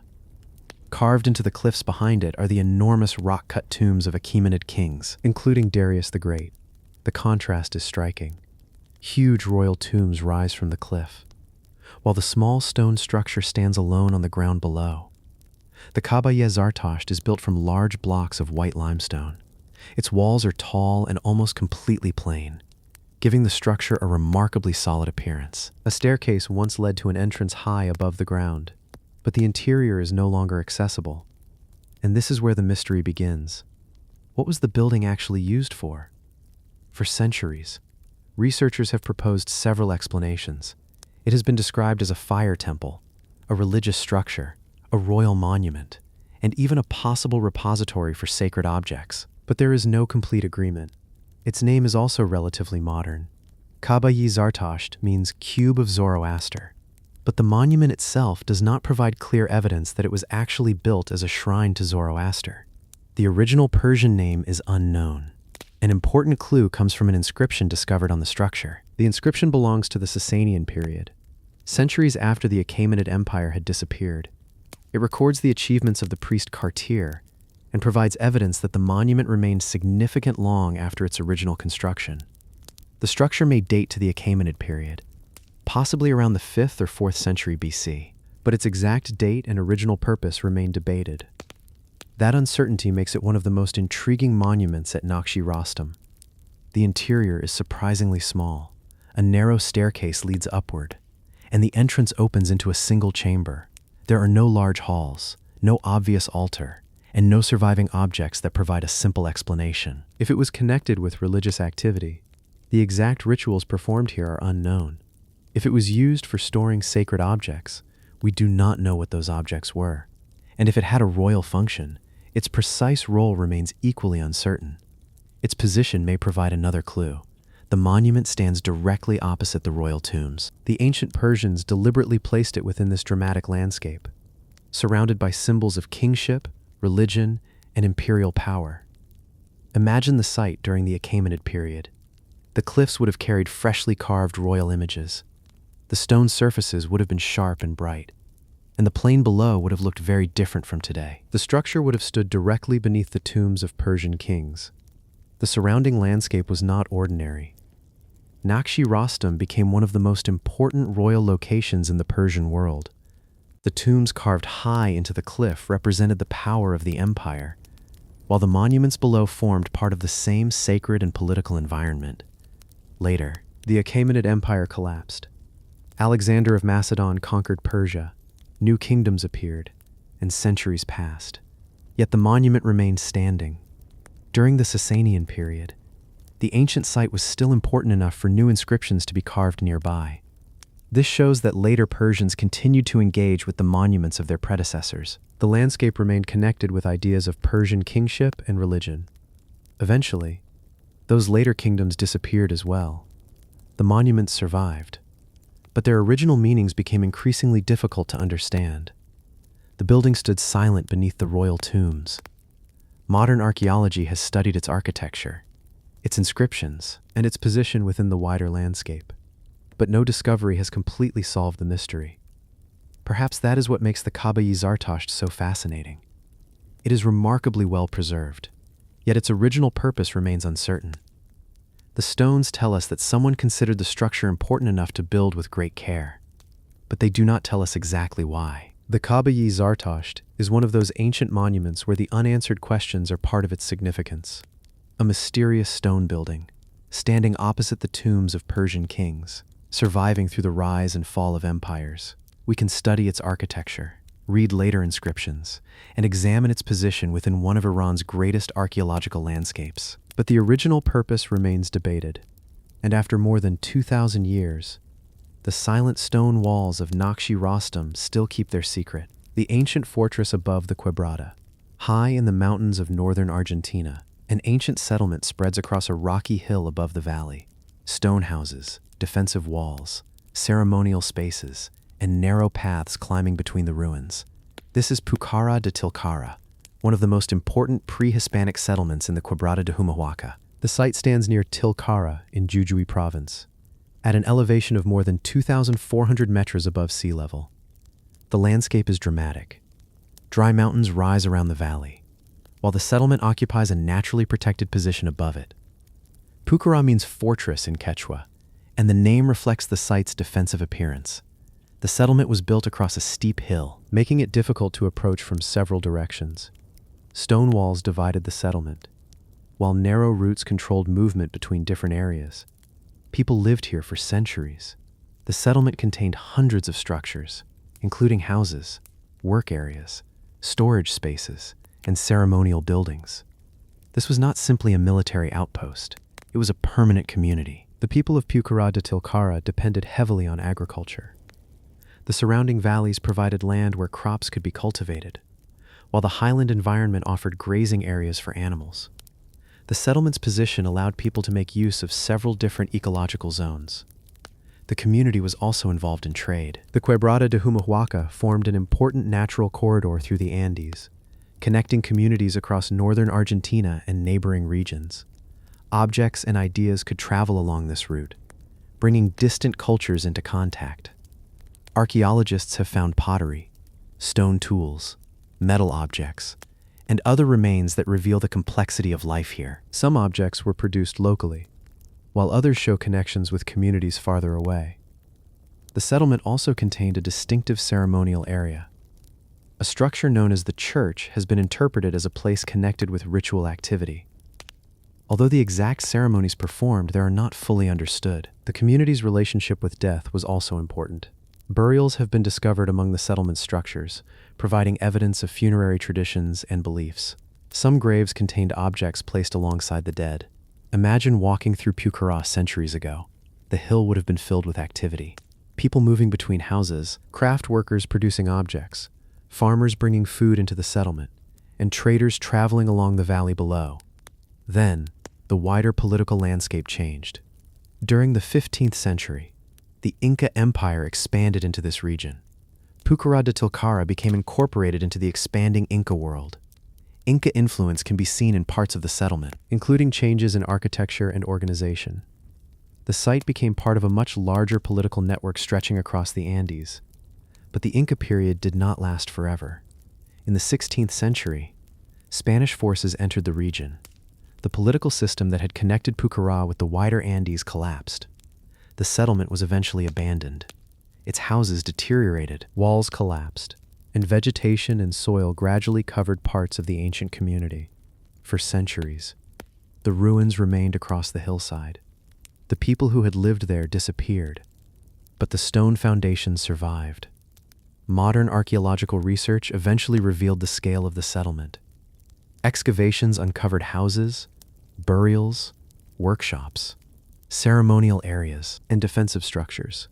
The site became one of the most important archaeological landmarks of the Quebrada de Humahuaca.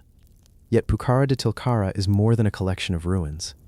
It preserves the story of a community that lived at the crossroads of the Andes, adapting to a difficult mountain environment, trading across long distances, and eventually becoming part of the Inca Empire. Pucará de Tilcara is remarkable because its position tells part of the story before you even enter the ruins. High above the Quebrada, the settlement overlooks one of the great natural corridors of the Andes. For centuries, people built homes here, worked the land, traded with distant communities, and defended their settlement from the surrounding landscape. Then empires changed. The Spanish arrived, and the ancient community disappeared.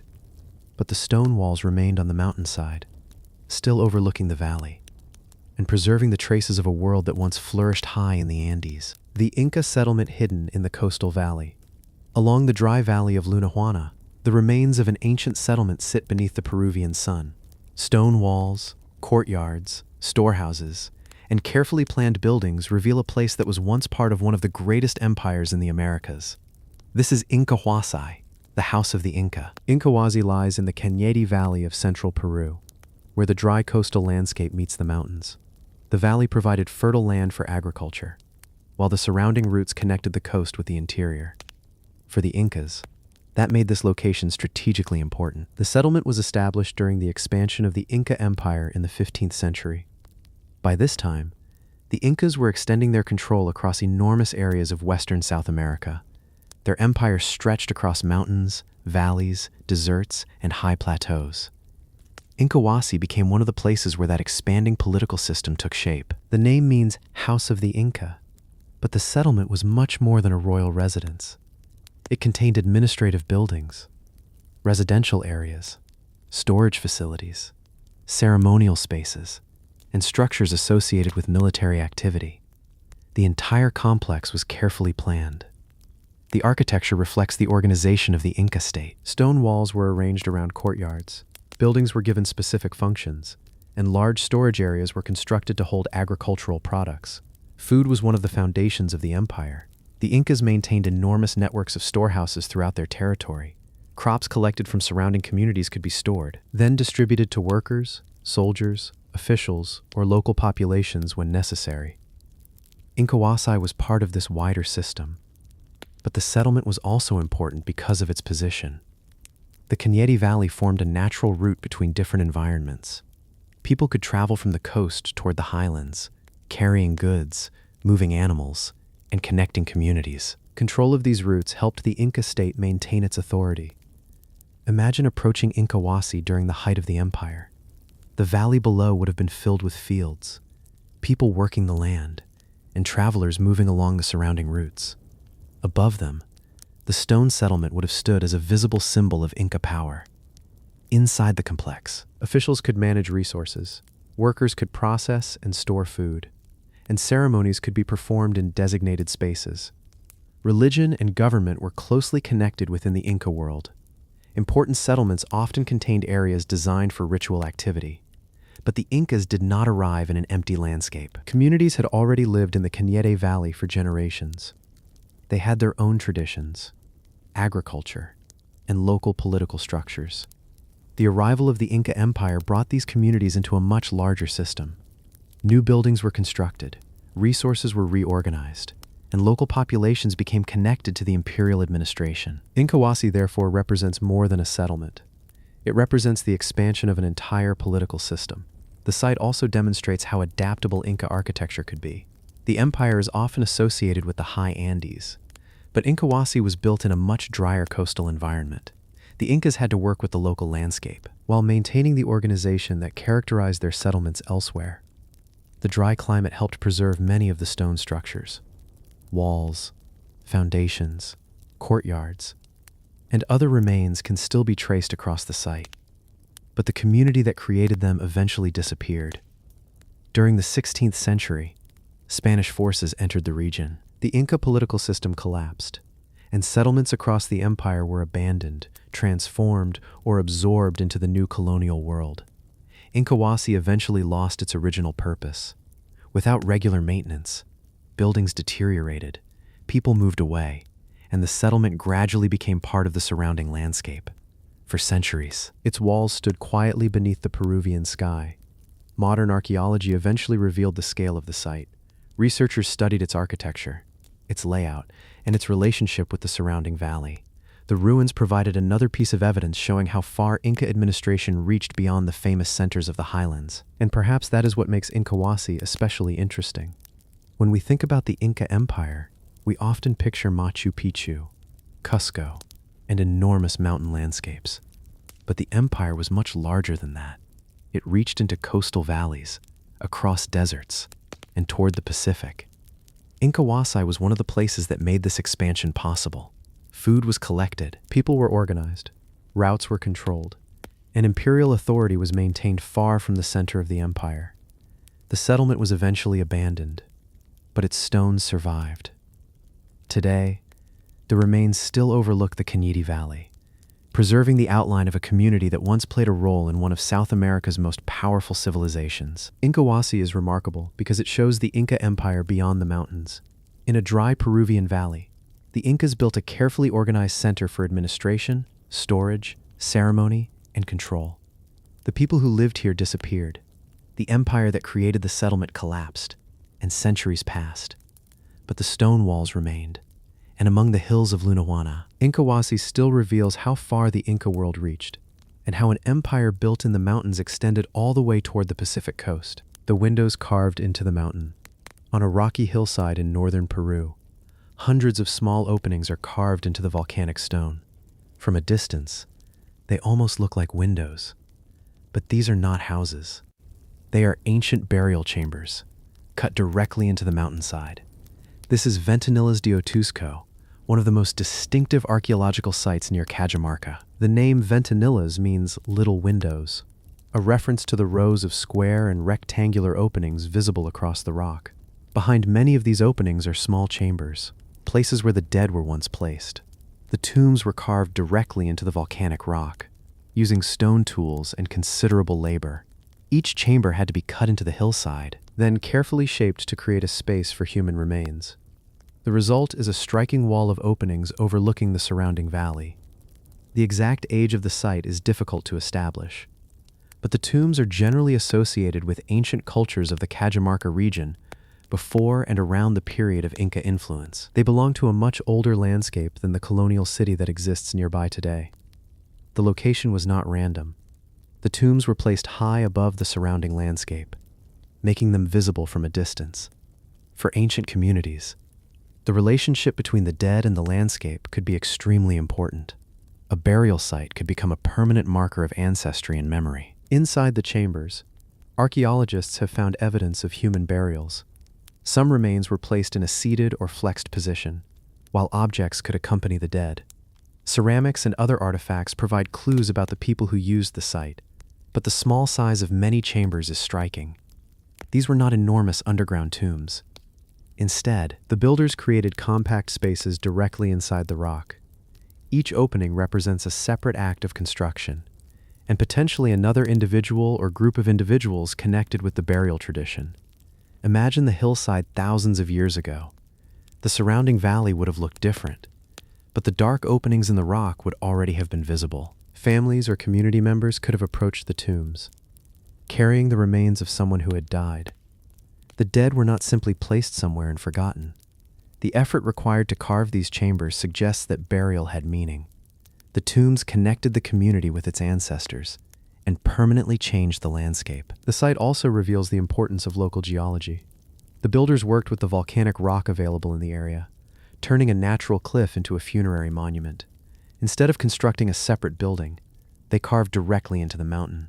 This technique appears in other parts of the ancient Andes, where communities created burial chambers and funerary structures within cliffs and rock formations.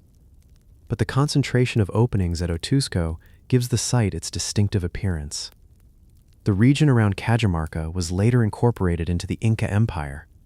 By that time, the landscape already contained centuries of local history. The Incas encountered communities with their own traditions, including their own ways of treating and remembering the dead. Eventually, the original burial practices disappeared. The chambers were no longer used, and the people who understood their full meaning were gone. But the openings remained visible in the mountainside. Centuries passed, and the ancient tombs became part of the landscape around Cajamarca. Modern archaeology eventually began studying them, revealing the funerary practices preserved inside the rock. Today, Ventanillas de Otuzco is one of the most recognizable archaeological sites in the region. Its simple appearance hides a much deeper story. Every opening represents human labor, a burial, and a connection between the living community and the people who came before them. Yet many questions remain. Who exactly was buried in each chamber? Were certain tombs reserved for particular families or social groups? And what ceremonies took place when the dead were placed inside? The surviving evidence cannot answer everything. Ventanillas de Otuzco is remarkable because an entire funerary tradition was carved into the mountainside. Instead of building monuments above the ground, ancient communities created hundreds of small chambers within the rock. The people who carved them disappeared long ago. Their beliefs were transformed, and their ceremonies were forgotten. But the stone survived, and across the hillside near Cajamarca, those small dark openings still resemble windows into an ancient world, a world where the dead were placed high above the valley, and where memory itself was carved into the mountain. The vast caves carved beneath Zhejiang, beneath the hills of eastern China, an enormous underground world lies hidden inside the rock. There are no natural caverns here. The walls are too straight, the ceilings too carefully shaped, and the enormous chambers extend deep into the earth. These are the Longyou Caves, a mysterious group of underground spaces carved into siltstone in Zhejiang province. The caves were rediscovered in the 1990s, when local villagers began investigating what appeared to be ordinary ponds. After water was pumped out, something extraordinary appeared beneath the surface, a huge carved chamber. Then another, and another. Eventually, a network of enormous underground caves emerged. The scale is difficult to understand. Some chambers extend dozens of meters underground, with enormous ceilings supported by stone pillars. The walls are covered with long, evenly spaced grooves, running across the rock in repeating patterns.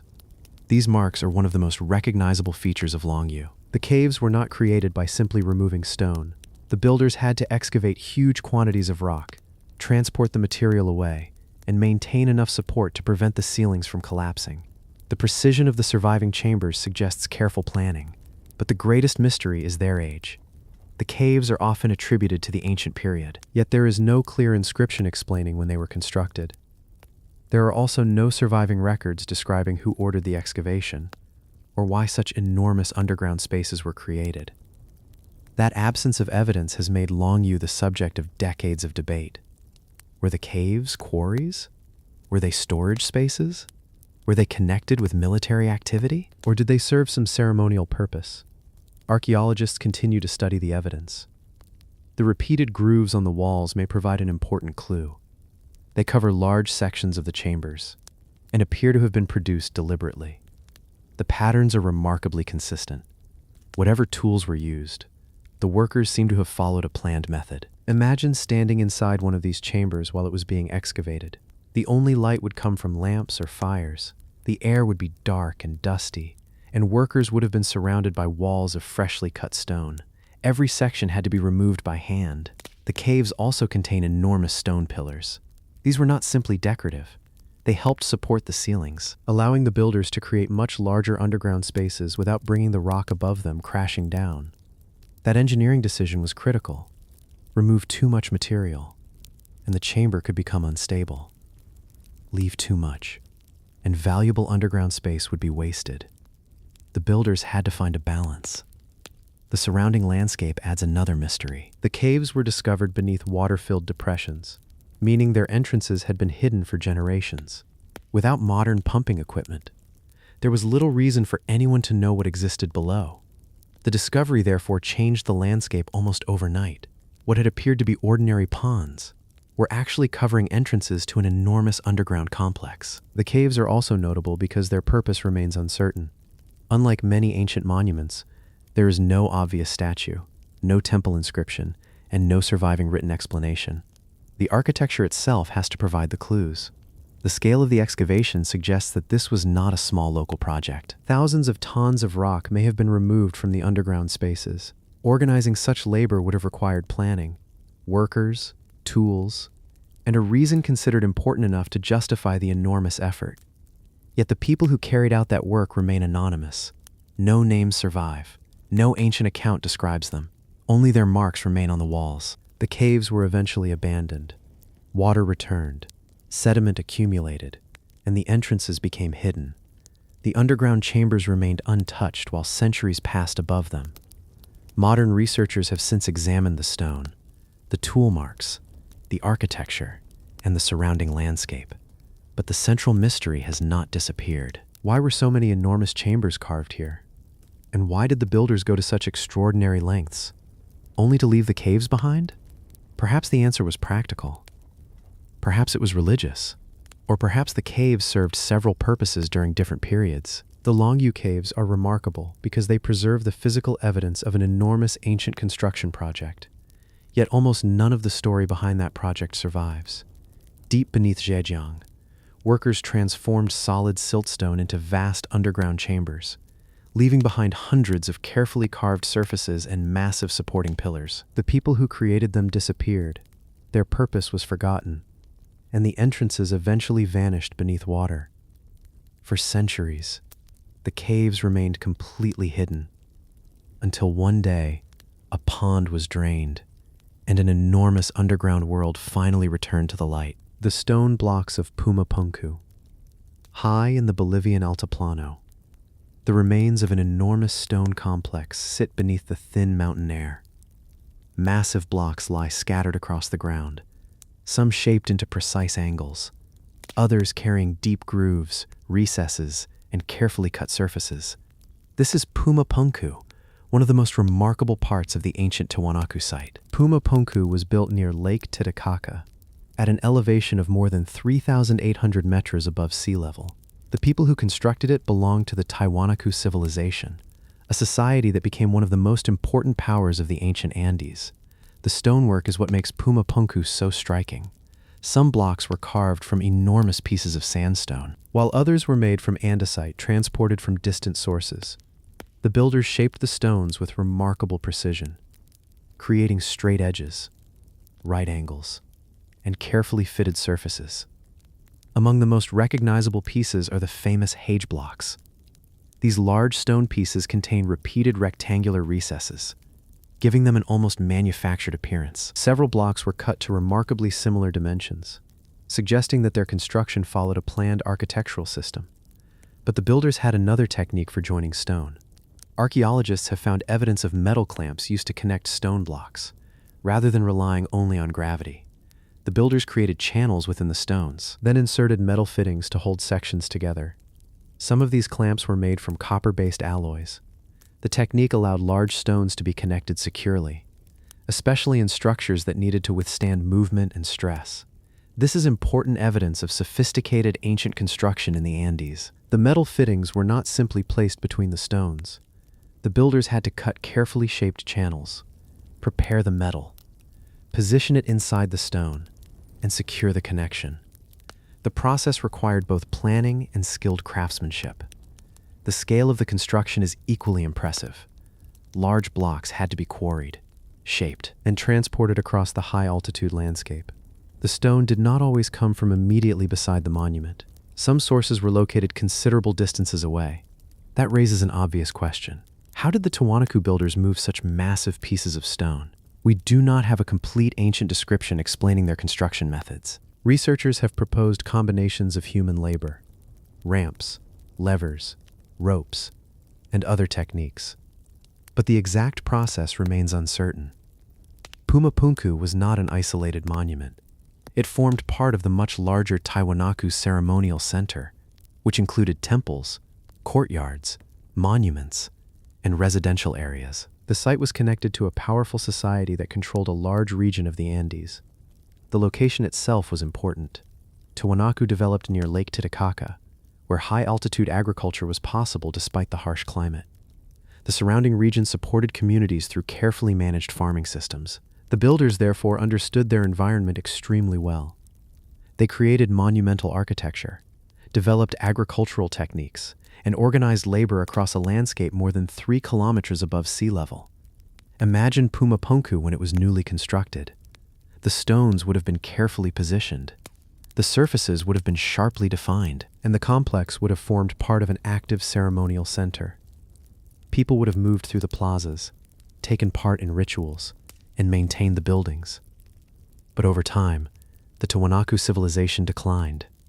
Political power shifted, the ceremonial center was abandoned, and the monumental structures began to deteriorate. Some stones collapsed, others were moved or reused, and the original arrangement was gradually lost. This is one reason Puma Punku can look chaotic today. The stones are scattered. Some structures are incomplete, and the original layout is difficult to reconstruct, yet the surviving blocks still preserve the precision of the builders. The H blocks are especially valuable. Their repeated shapes suggest that the builders were working with standardized architectural designs. Instead of every block being completely unique, certain elements appear to have been produced according to recurring patterns. The metal clamps provide another important clue. They show that Tiwanaku engineers understood how to combine stone and metal within monumental construction. This was not modern engineering, but it was highly practical for the materials and technology available to them. There is still much we do not know. Why were some of the blocks shaped in such unusual ways? How exactly were the largest stones transported? And what did each part of the complex represent? The archaeological evidence can answer some questions, but not all of them. What we do know is already remarkable. More than 1,000 years ago, people working high in the Andes created monumental architecture from enormous blocks of stone. They planned repeated forms, carved precise surfaces, and used metal fittings to strengthen stone connections. Puma Punku is remarkable not because the stones are impossible, but because they demonstrate what an organized Andean civilization could accomplish with the technology available to it. The Tiwanaku builders left behind no detailed construction manual. Their society eventually disappeared. Their monuments collapsed, and much of their original design was lost. But the H-blocks remain. The carved channels remain, and traces of the ancient metal clamps still reveal how these enormous stones were once joined. Across the high plateau of Bolivia, Puma Punku stands as a reminder of a civilization whose engineering skills were far more sophisticated than the scattered ruins might first suggest. The stone tomb that kept the rain out. In the Boyne Valley of Ireland, a massive prehistoric mound rises above the surrounding landscape. From the outside, it looks like a great stone-covered hill, but hidden inside, a long passage leads deep into the heart of the monument. This is Newgrange, a passage tomb built more than 5,000 years ago. And one of its most remarkable features is something easy to overlook. Its builders carefully designed it to keep water out. Newgrange was constructed around 3200 BC, long before the pyramids of Giza, and thousands of years before Stonehenge reached its final form. The monument was created by Neolithic communities living in the Boyne Valley, a landscape already filled with other prehistoric monuments. At the center of the mound, a narrow passage leads toward a large chamber. The passage is surrounded by massive stone walls, while the chamber is covered by a carefully constructed corbelled roof. Instead of using a single stone slab, the builders gradually place stones inward, each layer extending slightly farther than the one below. Eventually, the stones met above the chamber. This created a roof capable of supporting the enormous weight of the mound above it. But there was another problem. Ireland is a wet country. Rainwater constantly moves through the soil, and without protection, it could slowly penetrate the chamber. The builders, therefore, had to create a structure capable of remaining dry for thousands of years. They achieved this through careful construction. Large stones formed the walls, smaller stones were placed above them, and layers of material were arranged across the roof to help prevent water from reaching the interior. The builders were effectively creating a prehistoric waterproofing system. Inside the chamber, the results are remarkable. The corbelled roof has survived for thousands of years, and the interior remains largely protected from the weather. For a monument built without modern cement, modern roofing materials, or engineered waterproof membranes, that is an extraordinary achievement. The builders also selected and positioned stones carefully. Some surfaces were naturally suited to resisting water, while the overall structure was designed so that rain could move away from the monument rather than simply sinking straight through it. The mound itself became part of the protection. The outer structure was also covered with a layer of white quartz stones, creating the bright appearance that Newgrange is famous for today. But the monument was never simply an impressive mound. Its design combined engineering, astronomy, architecture, and ritual. The most famous feature is the small opening above the entrance, known as the roof box. Around the winter solstice, sunlight passes through this opening, travels along the passage, and reaches the central chamber. For a few moments, the darkness inside Newgrange is transformed by sunlight. The event occurs around the shortest days of the year, when the sun appears above the horizon at its lowest point. That alignment was not accidental. The builders had to position the monument carefully, orient the passage, and construct the roof box at exactly the right height and angle. The same people who solved the problem of keeping rain outside also created a way for sunlight to enter the tomb at a particular time of year. This combination makes Newgrange especially fascinating. It was a tomb, but it was also a carefully engineered monument connected with the cycles of the sun. The people who built it understood their environment, the movement of water, the movement of sunlight, and the behavior of stone. The chamber itself is relatively small compared with the enormous mound surrounding it, but the amount of labor required to construct the monument was enormous. Thousands of stones had to be collected, transported, and positioned. Some came from considerable distances away. The monument was therefore a community project. People had to organize labor, move heavy stones, construct the passage, build the corbelled roof, and then cover everything beneath the enormous mound. Why did they go to such lengths? Newgrange was probably connected with the burial and remembrance of the dead. Human remains were found inside the chamber, along with evidence of ritual activity. The monument may have been a place where communities gathered to remember their ancestors, but the exact beliefs of the builders remain unknown. They left no written explanation, no inscription describing the ceremony, and no record telling us why the winter solstice mattered so much. We can only study what they left behind. What they left behind is impressive. The passage survived, the chamber survived, and the roof remained intact for thousands of years. Even today, the structure demonstrates how effective their construction methods were. The monument eventually stopped being used. Generations passed, new cultures appeared, and the original purpose of Newgrange became forgotten. The mound remained in the landscape, but its builders were gone.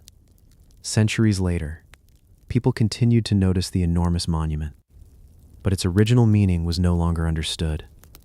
Archaeological investigation eventually revealed its true age and construction. Today, Newgrange is recognized as one of Europe's most important prehistoric monuments. Its winter solstice alignment is famous, but its engineering deserves just as much attention. The builders were not only creating a ceremonial tomb, they were constructing a structure designed to survive the Irish climate. Newgrange is remarkable because it has endured for more than 5,000 years. Its builders created a massive mound, a carefully aligned passage, a corbelled stone chamber, and a roof capable of keeping the rain outside. Then they added one final feature, a narrow opening that allows the winter sun to enter the darkness within. The people who built Newgrange left no written explanation of their beliefs, but their monument remains. And every winter, when sunlight enters the ancient chamber, it reveals just how carefully those Neolithic builders understood the world around them. The giant mound built from earth. Near the Mississippi River in Illinois, a massive earthen mound rises above the surrounding landscape. It was not created by nature. Generation after generation, people carried soil, shaped it, and added it to an enormous structure that eventually became one of the largest prehistoric earthworks in North America. This is Monk's Mound, the great central mound of Cahokia. Cahokia flourished near present-day St. Louis and East St. Louis more than 1,000 years ago. At its height, the settlement was one of the largest urban centers in ancient North America. Thousands of people lived across the surrounding landscape, and at its center stood Monk's Mound. The mound is enormous. It covers several acres and rises roughly 30 meters above the surrounding ground. Its flat top once supported important structures, possibly including the residence or ceremonial buildings of powerful leaders. But the most remarkable part is what lies beneath it. Monk's Mound was not made from one enormous pile of earth. It was built in stages, using different layers of soil and sediment. Workers carried earth from surrounding areas, placed it on the mound, and repeatedly reshaped the structure. This required an enormous amount of labor. There were no excavators, no trucks, and no mechanical earth-moving equipment. People moved soil using baskets, containers, and simple tools. The mound grew gradually through organized human effort. The builders also had to understand the properties of different soils. Some layers could support weight, others were better suited for drainage or stability. The mound was not simply thrown together. Its construction involved deliberate choices about where different materials were placed. This becomes especially important because Monk's Mound changed over time. The structure was expanded, raised, and reshaped by later generations. What began as an earlier earthwork eventually became a massive platform dominating the settlement. Imagine standing at Cahokia during its height. Monk's Mound would have towered above the surrounding houses. Plazas would have stretched across the landscape, and people would have moved through a busy community beneath it. At the top, important buildings would have stood above the city. The mound was therefore more than an engineering project. Its enormous size made it a symbol of power. Anyone approaching Cahokia could see it. The raised platform separated the buildings on top from the ordinary landscape below. Cahokia itself was much larger than Monk's Mound. The surrounding city contained residential areas, craftworking spaces, ceremonial plazas, and many other earthen monuments. The entire landscape was carefully organized. The people of Cahokia also built enormous wooden structures. Large posts were arranged in circles and lines, creating what archaeologists call wood-hang sites. These may have been connected with ceremonies and observations of the sun. This suggests that Cahokia was a highly organized society, with leaders capable of coordinating large numbers of people. The construction of Monk's Mound alone would have required years of work. But the mound also had problems. Large earthen structures can shift, erode, and absorb water. The builders had to maintain the monument, repair damaged areas, and continue adding material as the structure changed. This is one reason Monk's Mound is so interesting to archaeologists. It is not simply an ancient hill. It is a record of repeated construction. Every layer represents another stage in the history of Cahokia. The city eventually declined. By the 14th century, much of Cahokia had been abandoned. The reasons remain debated.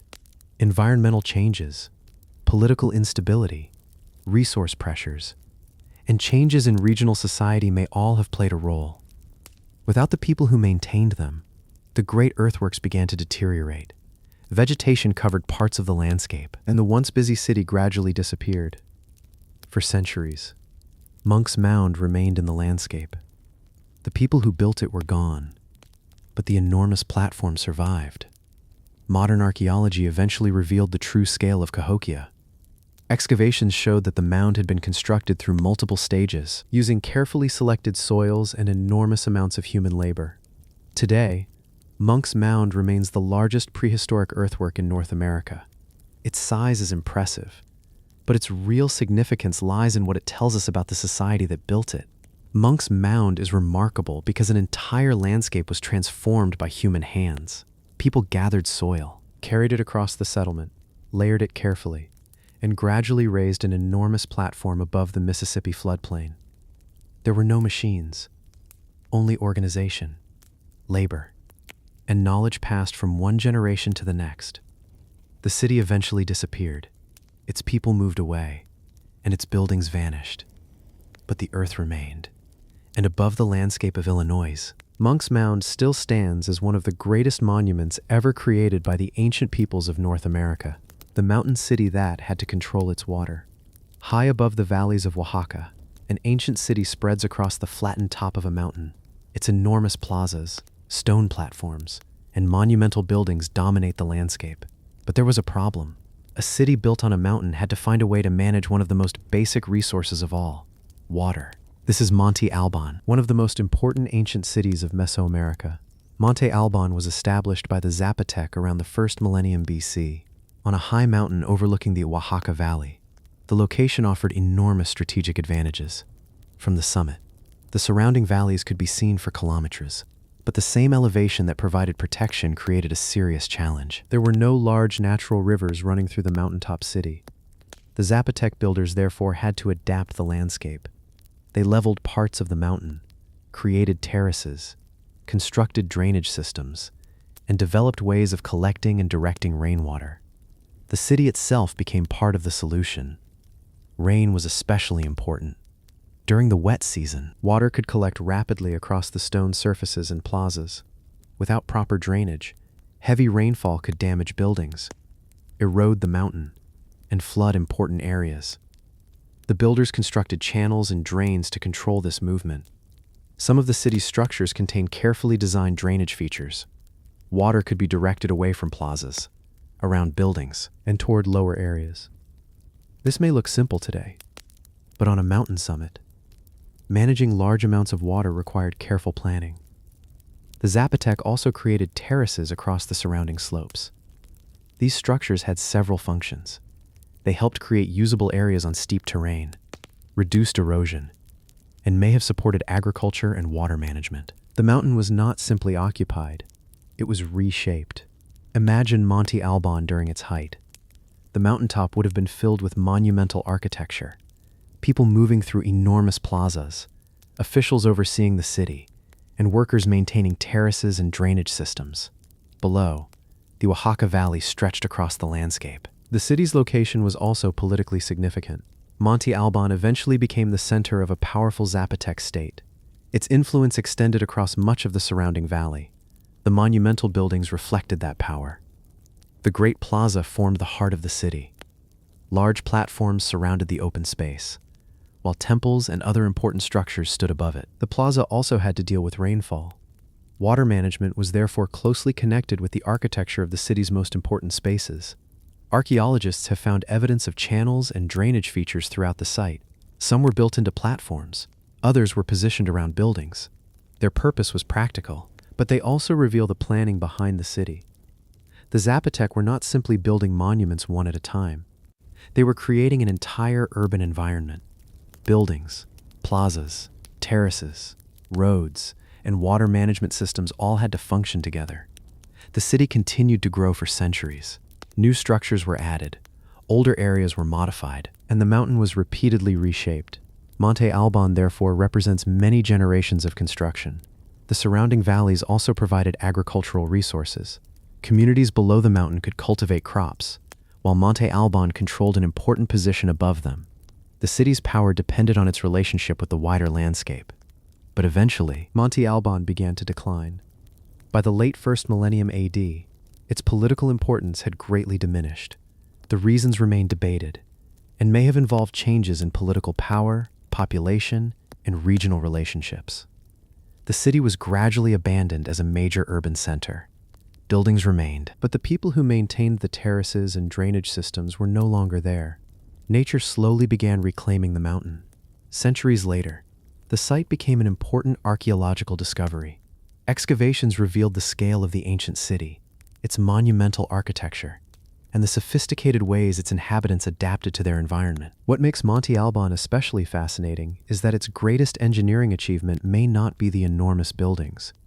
It may be the way the entire mountain was transformed to support urban life.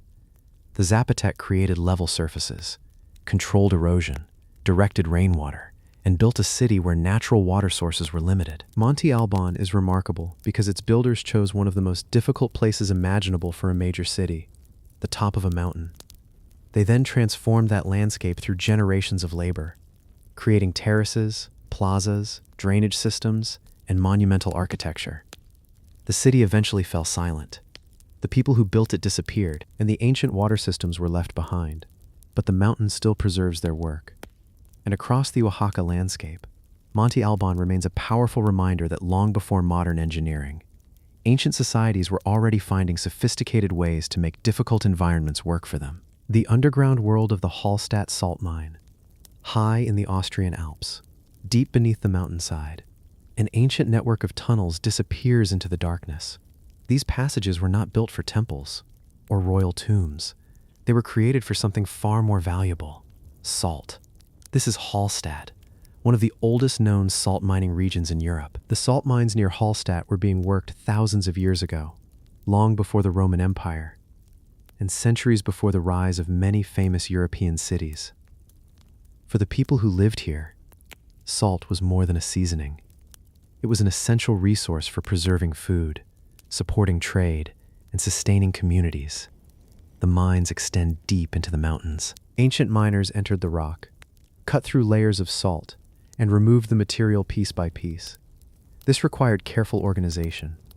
Workers had to move through narrow underground passages, carry tools, extract salt, and transport it back toward the surface. The environment inside the mine was difficult. There was little natural light. The passages could be dangerous, and the deeper workers went, the more difficult transportation became. Yet generation after generation, the mining continued. Archaeologists have discovered remarkably well-preserved objects underground: wooden tools, leather equipment, pieces of clothing, and other materials survived because of the unusual conditions inside the salt mine. Salt helped preserve objects that would normally disappear after thousands of years. One of the most fascinating discoveries is the remains of ancient wooden structures. Miners built systems to support their work, create access routes, and move extracted salt through the underground environment. The mine was not simply a collection of tunnels, it was a carefully organized workplace. The miners also developed ways to move enormous quantities of material. Salt could be carried in containers, transported along underground routes, and brought toward the surface. The logistics involved would have required cooperation between many workers. Imagine entering the mine thousands of years ago. The daylight would quickly disappear behind you. Only firelight would illuminate the passage, while the sound of tools striking the salt echoed through the tunnels. Workers moved through the darkness, carrying one of the most valuable resources of their time. The importance of Hallstatt extended beyond the mountain. Salt could be exchanged with communities across the surrounding region. Objects discovered at Hallstatt show connections with wider European trade networks. The mine helped make this alpine settlement part of a much larger world. The wealth generated by salt is also reflected in the archaeological discoveries around the settlement. Burials have produced weapons, jewelry, pottery, and other valuable objects. The community clearly had access to resources and long-distance trade. The cemetery at Hallstatt became so important that the name of the site was later used to describe an entire archaeological period. The Hallstatt culture became one of the major cultural traditions of Iron Age Europe. But the story begins underground. The mine provided the resource, the settlement developed around it, and the trade networks grew from the ability to extract and transport salt from the mountain. The miners had to understand the geology of the mountain. They needed to recognize where the salt deposits were located, how to follow them, and how to remove the material without creating unnecessary danger. Their knowledge was practical, but highly specialized. The mine also changed over time. Different generations expanded existing passages, created new working areas, and developed new methods of extraction. The underground landscape, therefore, became a record of centuries of human activity. Eventually, mining methods changed, political systems changed, and the importance of particular underground areas shifted. But salt extraction continued in the Hallstatt region for an extraordinarily long period. Today, the ancient mine remains one of Europe's most remarkable archaeological environments. The tunnels preserve evidence of prehistoric labor, trade, technology, and everyday life. What makes Hallstatt especially fascinating is the survival of the ordinary things. A tool, a wooden object, a piece of equipment. These are small discoveries, but together, they reveal how ancient people actually worked. Hallstatt is remarkable because beneath an alpine mountain, people created an underground industrial world thousands of years ago. They extracted salt, built passages, moved materials, organized labor, and traded their resources across Europe. The miners eventually disappeared. Their tools were abandoned, and many of the ancient workings fell silent. But the tunnels remained, deep beneath the Austrian Alps. The salt still preserves traces of the people who once entered the mountain, carrying out a resource that helped shape one of Europe's earliest complex societies.